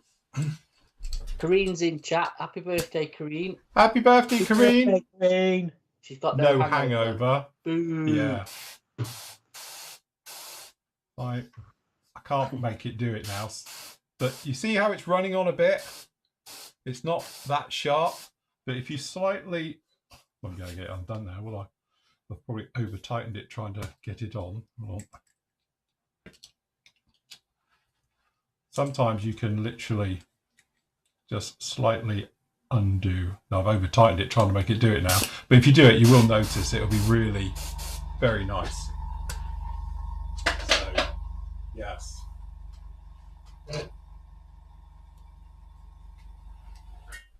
So the way that works on these, I can't really show it because obviously you don't have an air stem. But up in here, I can't turn it over. Oh, perhaps I can. Hold on. If you can slacken that off a little bit. But same thing. You can just pop in, all right, and do it. So, as I say, I have got paint in this. It's a little bit of a problem. Yeah, I can't do it because it's full up with paint. But, yeah, that's what you want to do. It will help out no end. There you go.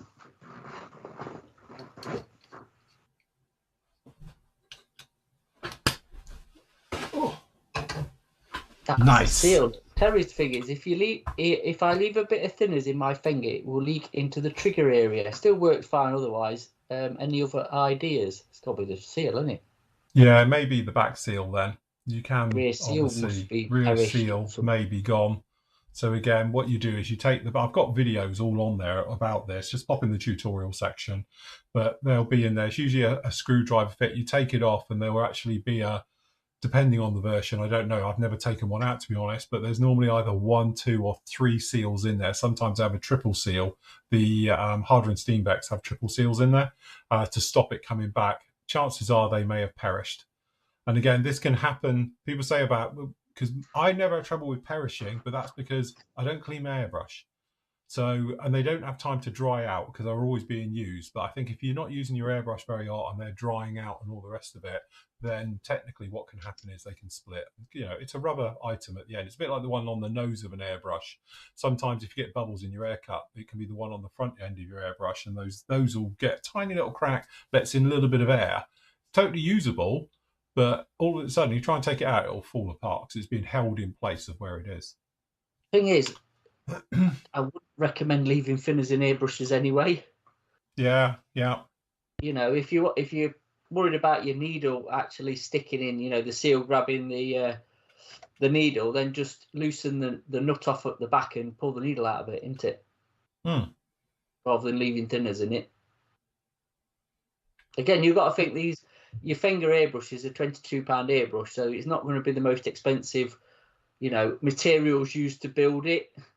So think of it like that. So yeah, I definitely wouldn't recommend leaving any thinners, even if it's just a drop. I'll just blow it through and leave it, and then, you know, perhaps pull your needle out and lube it if that's what you. But I don't think I've ever had an issue with a sticky needle on a finger. Have you?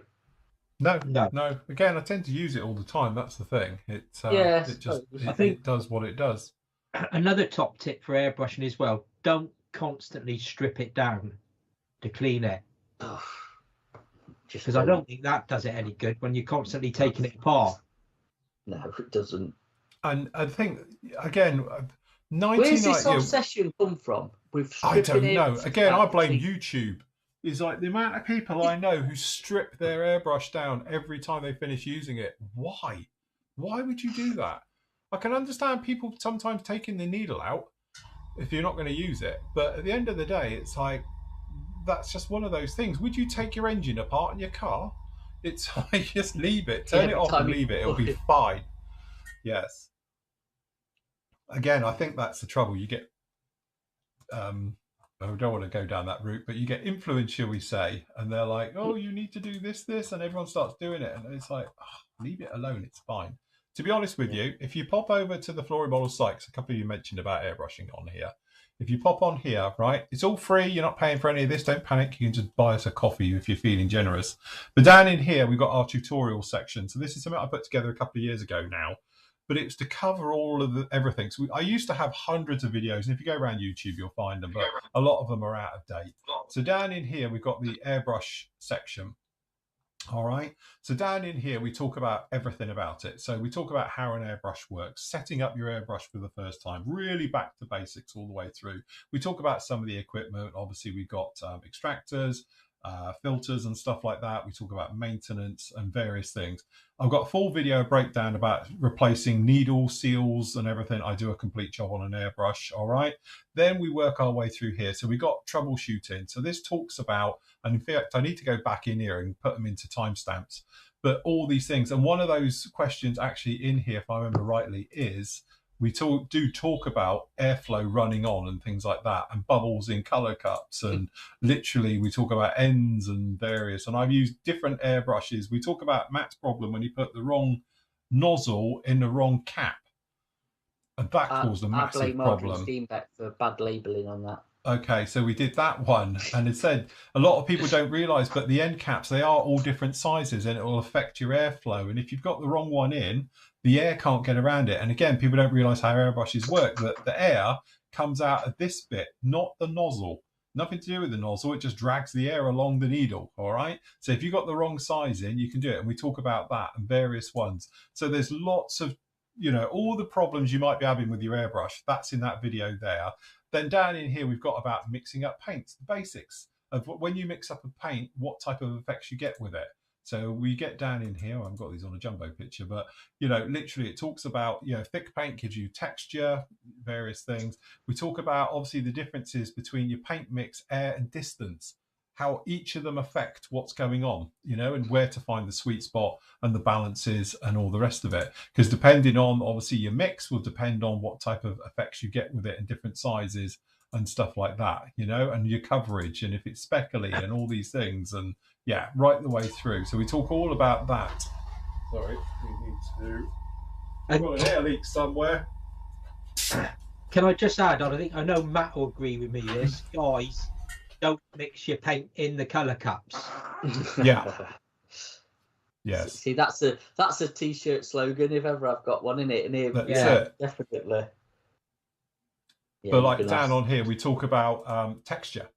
So texture in your paint, about, you know, with obviously distance and how we're thinning it. And obviously you can see it's really speckly on that one. It's a lot finer on that one, really fine on that one, and how to get rid of texture if you do have it. So again, there's various videos down in here which will really get you up to spraying very, very quick. The whole point of these ones together is to keep it short and punchy and to get you literally the information you need. So you can go in, you can see them, say it's all free to watch any of this. You don't have to be a member or anything else, but I highly recommend it. And it will teach you how your airbrush works. And that question was actually answered in those videos as well. So you can get those at any point.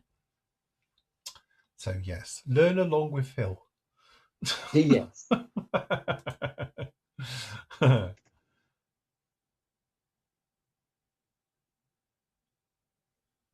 Richard says, hope you got some sleep, Matt. You look knackered on Thursday's show. He's tired. I was a little bit tired, but no, I'm fine now, thank you. Yes. Yes. Busy week. Been a busy week. Yes. But yeah, no, I'm good. Because he's been back to doing proper manual labour, that's why. Yeah, that's it. He's actually been working. He's been moonlighting. Just me, he's took some acclimatising. Yeah, no, all good, all good. Yes, it's all for the greater good. It definitely is. Definitely is. Guess what I would this afternoon? I don't know. Go on. To work on my Beetle. Oh, is it? Yeah. How's it doing? Is it all right? No, it's not. It's critical. Oh, is it still at that point every time you touch it, another bit of rust falls off? It's on life support, literally. That's it. Is it being held together on a jig? Which is borderline. I might switch it off. Bless it. You can't kill it. It's been hanging on all these years. There's not a lot left to actually hang on. I don't think I sweep more up than replace. It's that thing. Every time you touch it, you hear a bit fall off. Oh, do you know what I have been looking at? Frigging Land Rovers. Oh, that's it now. You're in my world. Oh, yeah, but actually, because there's two Land Rovers down where my Beetle is. Some two of them bowler ones. Yeah.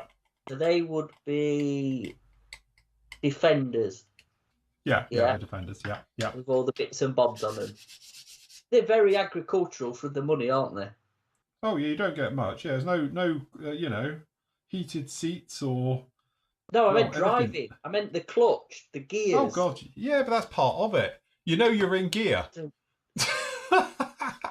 You know when it goes in gear because it clunks. Yeah. To be honest with you, the thing is with Land Rovers, if you've just driven one for 10 minutes, you think they're awful.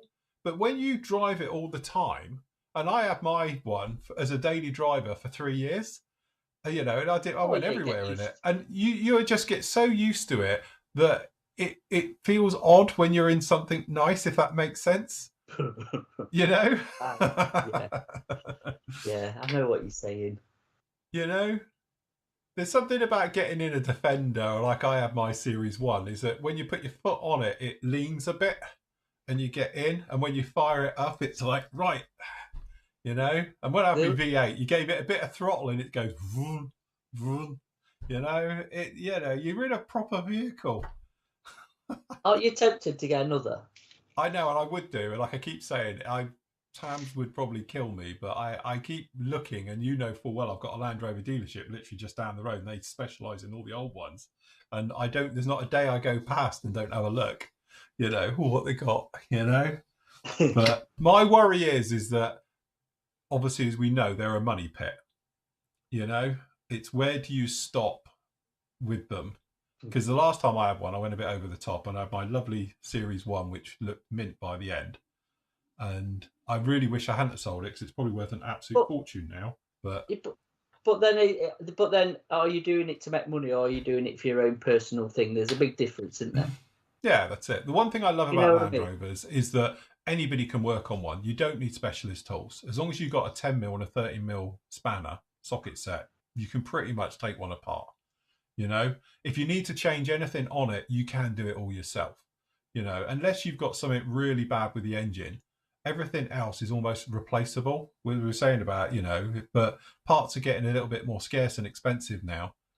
You know, whereas before you used to just find, or you knew somebody who had a spare whatever, you know, you could just go and do it. It's a bit like doors and wings and stuff like that, and even tails and stuff.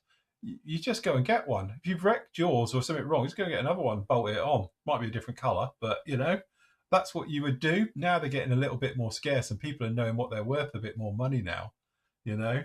There's still the specialists, though, isn't there? There's still loads of Land Rover. You can get a lot of, you can get aftermarket-y ones as well, and OEM type stuff as well for them. But yeah, I must admit, I there's part of me that would still like to get a nice 110. You know, short wheelbase or long? No, the long wheelbase. Get the 110. A long wheelbase 10. Yeah. Yeah. Because they're practical. Then you can get anything in that. You know. Yeah. What age we're looking at? Well, I don't know. As you say, I'd probably go for something sort of, I don't know. Somewhere in the 90s would be nice. Right. Age-wise. Yeah. You're not going for a proper Land Rover, as we call it, a proper earlier one, a Series 1 or 2. Well, yeah, go for a 70s. Yeah, you could go down the 70s and 80s route with them. But again, the trouble, as you well know, is that they tend to have a few rust issues with them. You know, replace the bulkhead, fine. Happy days. I know, well, that's what I did with mine. New bulkhead, new chassis, like Trigger's broom. Mine was still classified as a 1956 Series 1, even though there was nothing. The engine at one point had a V8 engine in it, although I did go back and put a 2.25 litre MOD engine in it. But most of the running gear was Series 3, you know. So, and I had an 88-inch, that one. So, sorry, 86 I had. My mate had an 80, 82s. They were nice, very nice. But yeah, you need to get one. Get back into it. Yes, I'm sure everyone will love it when I've got it in bits on the drive. Yeah, well, you know, look like a scrapyard. Yeah, that's it. Yeah.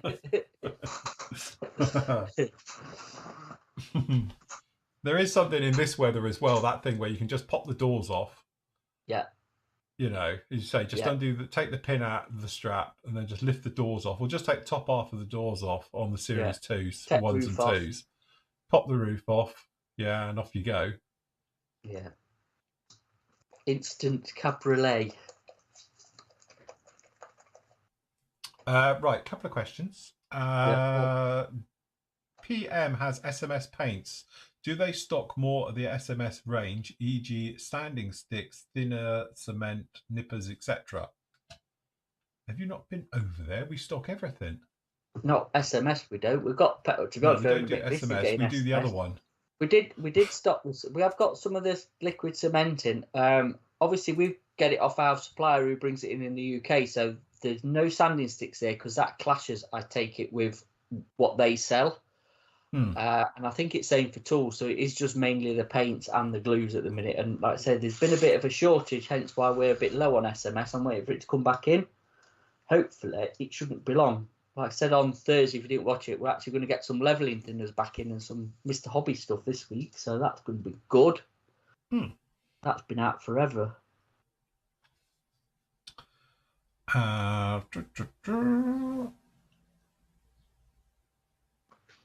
Hi Phil, where did you get your green clamps? Oh God! So these green clamps, not the green clamps.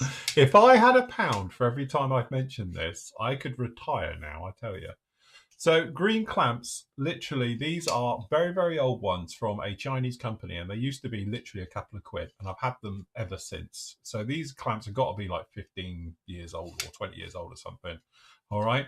Now they're just friction clamps, so it's actually an F clamp, but they're friction. So they just go in and you push and they hold, and they're great and they are fantastic for modelling. Unfortunately, the company who made them either is no longer in existence in China or just doesn't do them anymore for whatever reason. There was a thing with, what was it called? Models Are Go, I think it was. They got them manufactured, but they were really expensive for what they are and how much they used to be.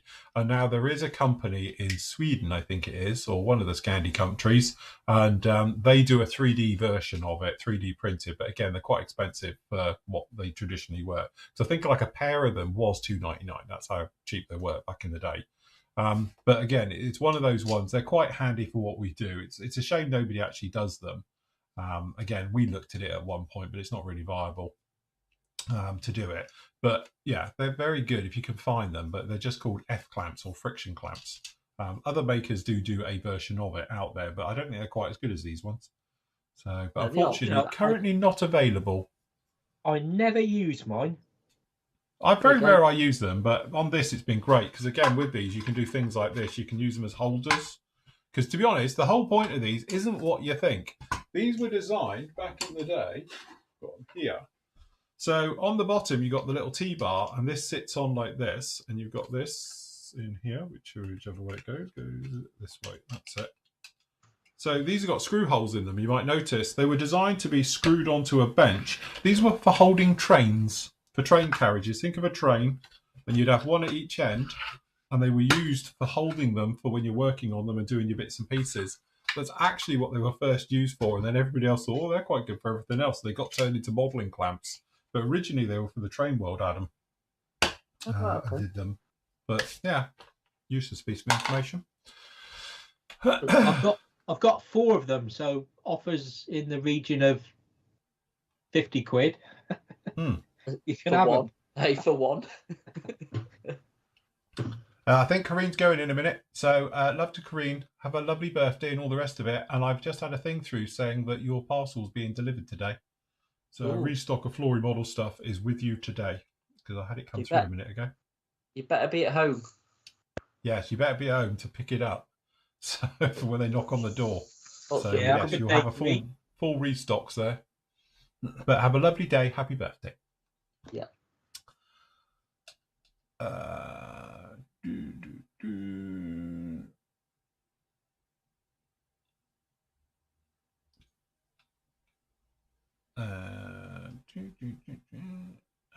Very good.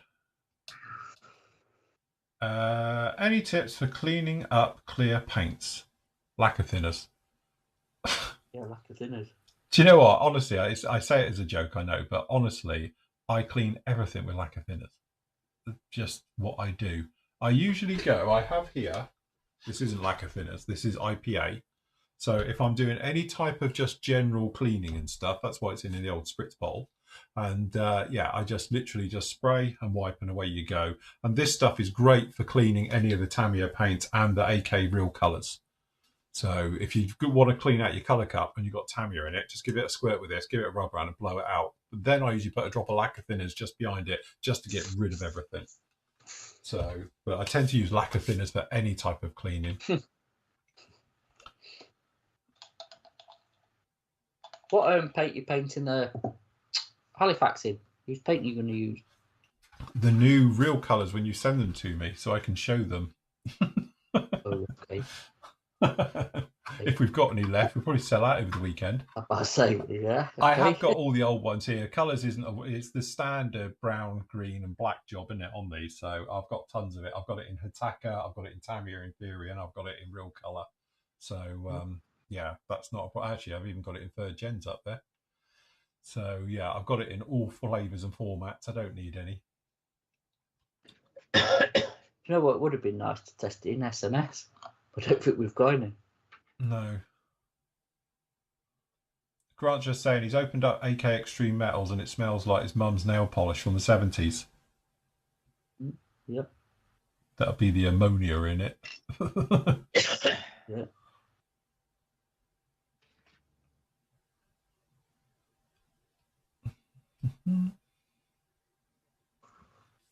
Off topic, has anyone seen the Clear Prop DH88 advert? No, not yet.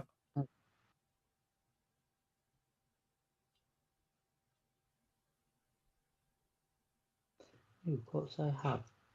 Mm. Yeah, they've done one of those like assembly videos with like the Right. CAD. Yeah. You know, like Mini Art do and that. Yeah, I do. Yeah. Does look a nice kit. Pretty looking Deadpool plate. says he. DH88. Yeah.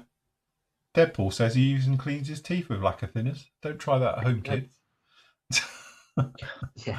Antibacterial. Yeah. Anti-flesh. Anti-enamel. Yeah, that's it. Yeah, he might have an enamel left. Over here in Oz, he's got a couple of SMS. He's used them with great results from their paints. I do have a little leveling thinners with it though. Okay. I say we'll be able to, as soon as they come back in, we'll have a restock because they seem to be picking up with sales. It's good. There you go. Grant says he's putting some thinners in his airbrush right now. There you go.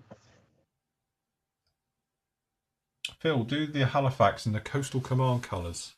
I think that's a different version. If that's a 3 in it. Yeah, I don't know. This is a 3 actually. 3 or 5 as well, isn't it? 5. Was it the 5? I think it was the later ones which were Coastal Command, weren't they? I think. Yeah, I think I've got my book which Matt sent me, which is great, but there's not a single photo of it on the bloody left-hand side. Sorry, right-hand side or inside. I think it's one grainy one. But yeah, Coastal Command one, there's one. Yeah, I think it's a Mark 5 and it's got a slightly different nose on it. Yeah, it's got a funny nose on it. I've got one here. Sorry, Mark 2 was Coastal Command. Got it here. There's another one here. Which version's that? So that is Mark 2s. Yeah, it's a slightly different version. Because also, if you look, they've got the Merlin engines. Which I did the Revell one, and we put aftermarket Merlins on it. You did. Back in the day. It's got a different top turret as well.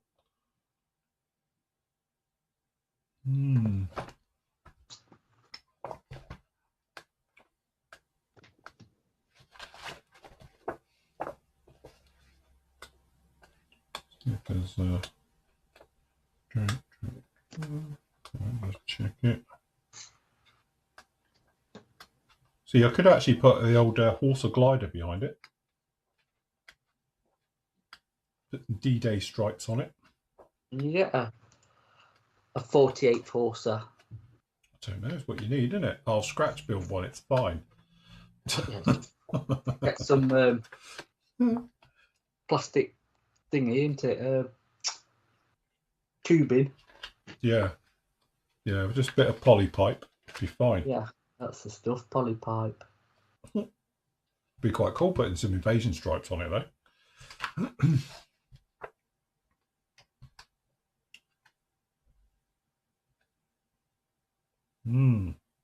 Yeah, you know them books that you've got? Yes.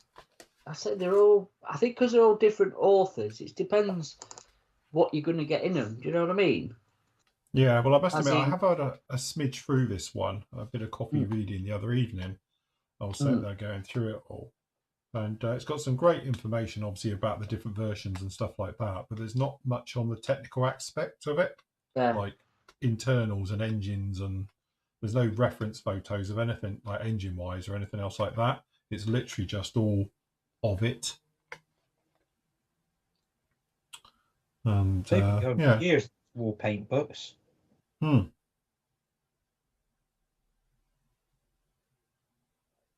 be honest, the civilian one, because they do this kit as a civilian version, don't they? Which came out first. Looks quite cool, civilian one, with a rounded nose and tail and all the rest of it. Could give that a whirl. Right. Right, hold on. What have we got?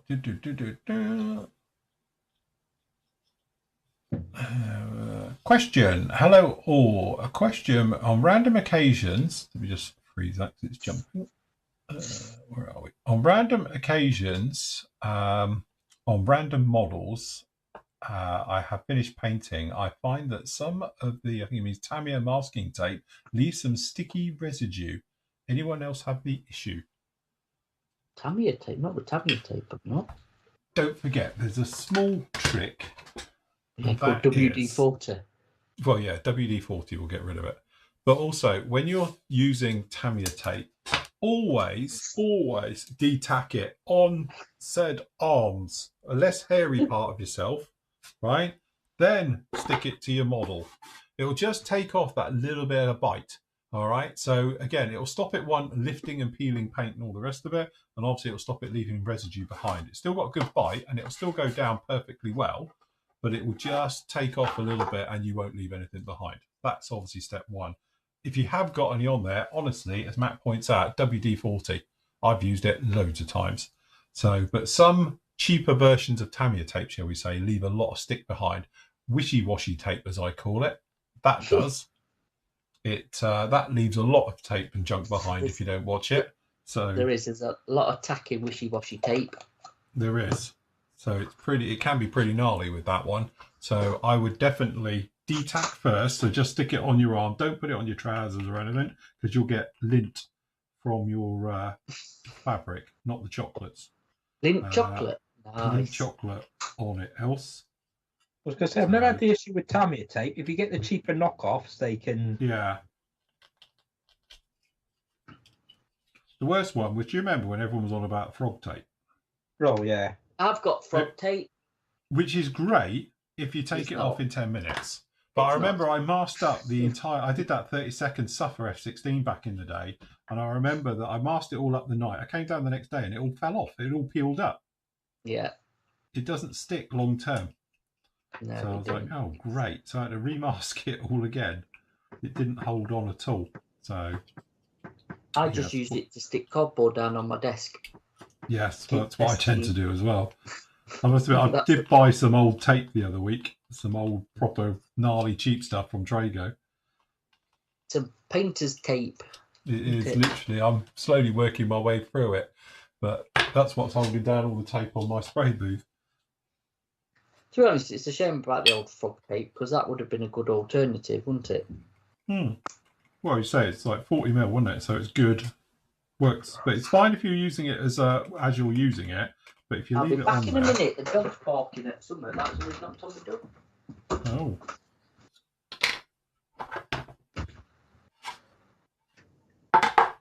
Yeah, that's his excuse for a pee break. Yeah, that's it. Yeah, he needs his things. So heavy duty scraper time. Need to make this a bit wider.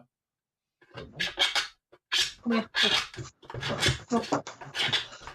Have you got any sharp blades or scrapers left after doing that kit? Well, yeah, it does make you wonder. I must admit, my posh one, I don't use it for some of the heavy duty jobs on this. I've been using it a lot. Tell you what I've been using, the chisel end on this is mega. Great for getting rid of ejector pins in really stupid places. And one of the worst ones is in here. It's got an ejector pin in the actual behind that pin. So you can't sand it, but you can get the chisel in there. Perfect. And it gets rid of it lovely. So yeah, getting them out, it fits just down there. Absolutely perfectly. It comes down in here. So I managed to scrape it out. So, but yeah, good for getting rid of ejector pins.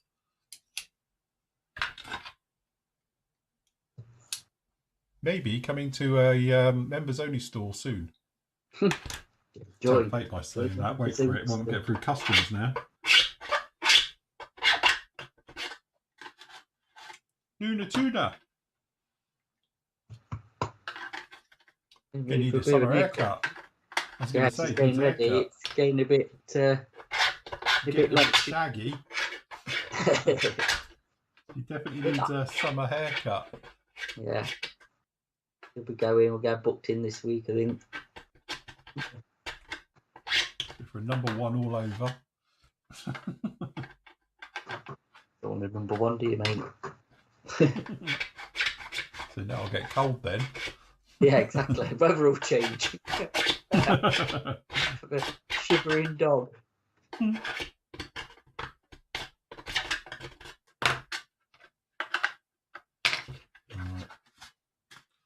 So it's a bit like this thing where you've got to open this up. Why didn't they ever just go, I wonder if it fits? No, it doesn't. Okay.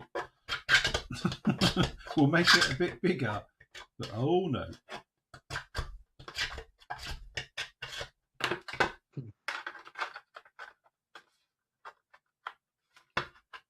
Okay.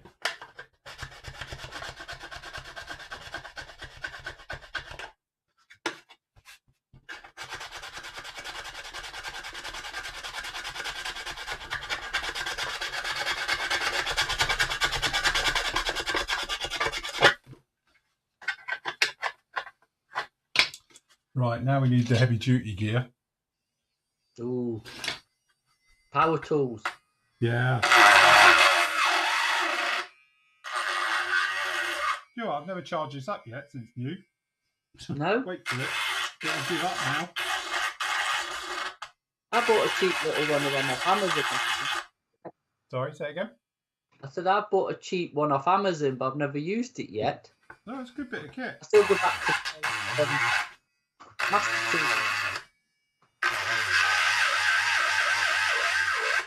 Yeah.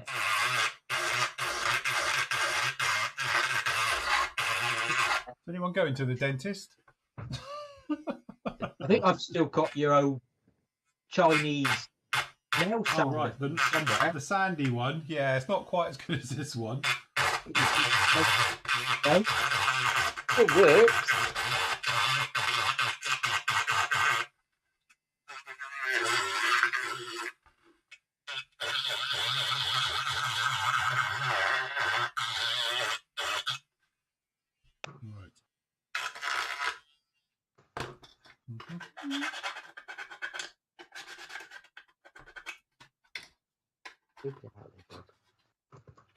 Right. Close.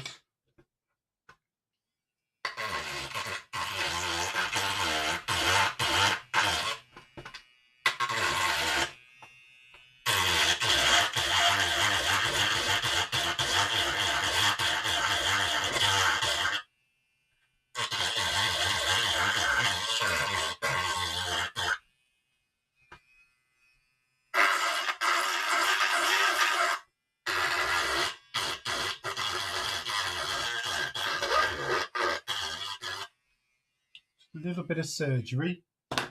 Yeah.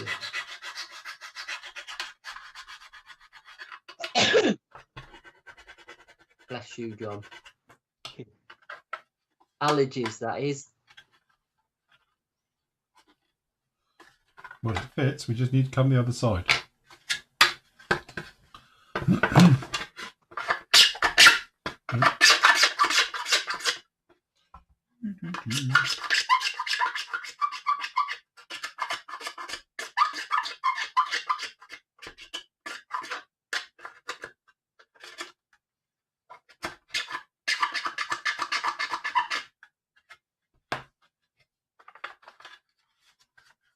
Look at that.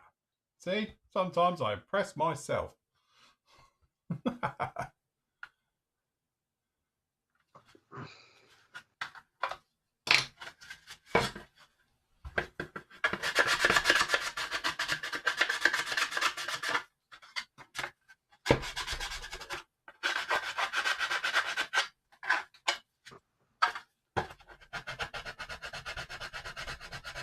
The only thing is, which is quite nice with this, the plastic is really soft. So it does sand really easy. Good job, isn't it? Yeah. The only thing I didn't find worked very well with this, you know, you sent me that AK quickset glue. Oh, yeah. It hates this plastic, doesn't like it at all. Really? It dries too quick for it to bite. Oh, right, okay. It dries so fast that it actually physically doesn't have time to dry. To actually melt the plastic, it dries before it has a chance, you know. Right. So, but I've used it on other stuff. It's absolutely fine, but just on this plastic, it's not actually a fan. So,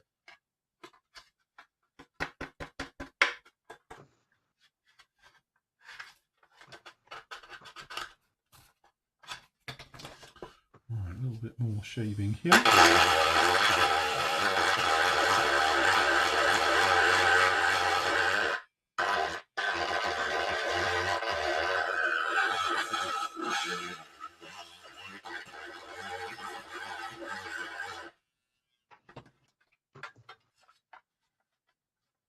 Hey, what? It's not bad. We are pretty much there. Good job, because we're pretty much there for today's show. Oh, we're almost out of time. Well, we've hit midday. Wow. Here we go. So that'll go on. I'll glue that on after the show. And then next week we're into it. Get the wings on it. We'll be good to go. Don't forget, aprons are available in the store, and yours will look like this too. You'll need one if you're working on this. This was clean before I started. But it's all machine washable. It is machine washable, and it's good for cleaning out your tools, sanding sticks. So yeah, that's what you need. So yes, definitely. I must admit, I do wonder what the neighbours think when I go outside like this, holding this, and I go out the front and brush it all off. Looks like I'm running a cocaine factory. So.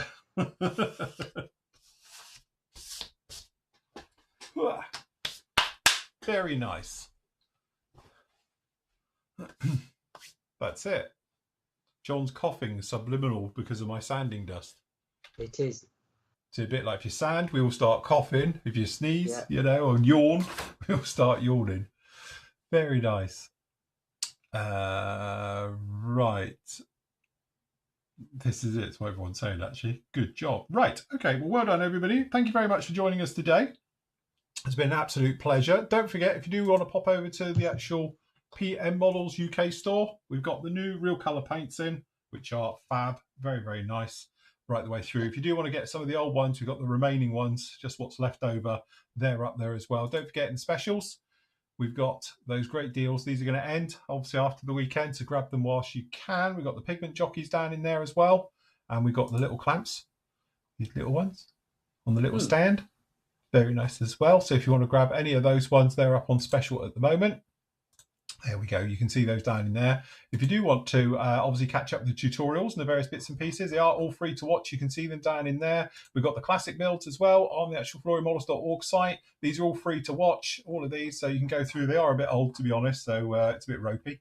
You can see those. Don't forget, you can have a look at the full builds that we're currently working on. Like obviously, we worked on the Apache that we finished recently. Even as a non-member, you can pop in here and you can have a look at the various parts and the photos and everything as we're working our way through in the photo builds for these. All right, so you can see all of those down in there, and then obviously right down the bottom here, we've got some of the reveal photos as well. So if you want to grab any of these ones, you can go and have a look at all of those. Very nice they are too. All right, and again, if you want to become a member, don't forget we've got around about 130 odd members only videos as well, which you can go off and see. We've got obviously all the other bits, and obviously we've got the forum, which is huge and massive with lots of very friendly people who would love to talk to you as well. So you can pop down into our forum, and obviously we've got the group builds going on down in here as well, and you can join in with those. Shout out to everybody. Don't forget the Interbellum group build is going to finish on Monday morning, 9 o'clock. I will lock it. Just before I pop off down to Cornwall, I will lock it, all right? So make sure you finish off your builds, and you've got your reveal ones all in there as well. We've got 143 of you building at the moment, and obviously got 91 completed. So if you want to get on with those ones, you can. And just a friendly reminder, don't forget the Espana one is only a 2-month SIG. It's a short one, so you've only got until the end of July to finish that one as well. And already we've got 8 finishes onto that one, so you can grab all of those. And don't forget, all the actual completed ones, along with the reveal videos, are down in here. So if you want to step back in time, you can see all of these down in here as well. How far back do these go? 2009, when we had the new forum. So yes, you can grab all of these as well, just down in here as well. And again, if you do want to join the site, you can just simply pop along, okay, click on membership, and there's full details how you can join down in there as well. So the price of a coffee a month, you can join us for everything that we do here, and it'd be great to have you along. Has he disappeared? It's just shot off somewhere. I don't know if perhaps he needed a comfort break. Is he literally turtling? I've told him about this. He needs to give me that secret squirrel sign of, like, you know. Just seen him go, and that was it. Well, John says goodbye. He does. And so do we. And so do we. So don't forget members, you've got the next part of Halifax, which is part whatever, 6, 5. That'll be up with you on Monday, and then obviously we'll be along. I'll be back with you on Tuesday for Talk Tuesday. We've got the members vlog obviously on Wednesday, and then obviously we've got the team chat and all the rest of it as well. The full team will be on with us again, including John, if he can possibly make it. We'll be back with us as well on Thursday night. We've got a live show. Oh, here he is. Sorry, were you touching cloth? I did get caught short. He did. I'm proud of you for admitting it. So. It's all right. No one knows. It's fine. Nobody knows. It's all right. So, but yes, there will be along with that, and obviously next part, Friday catch-up show, so forth and so on as well. So yes, good job. Right, that's it from us. Thank you very much for joining us, everybody. Happy modelling. Take care. We will see you all again very soon. Say goodbye, gentlemen. Bye. Bye.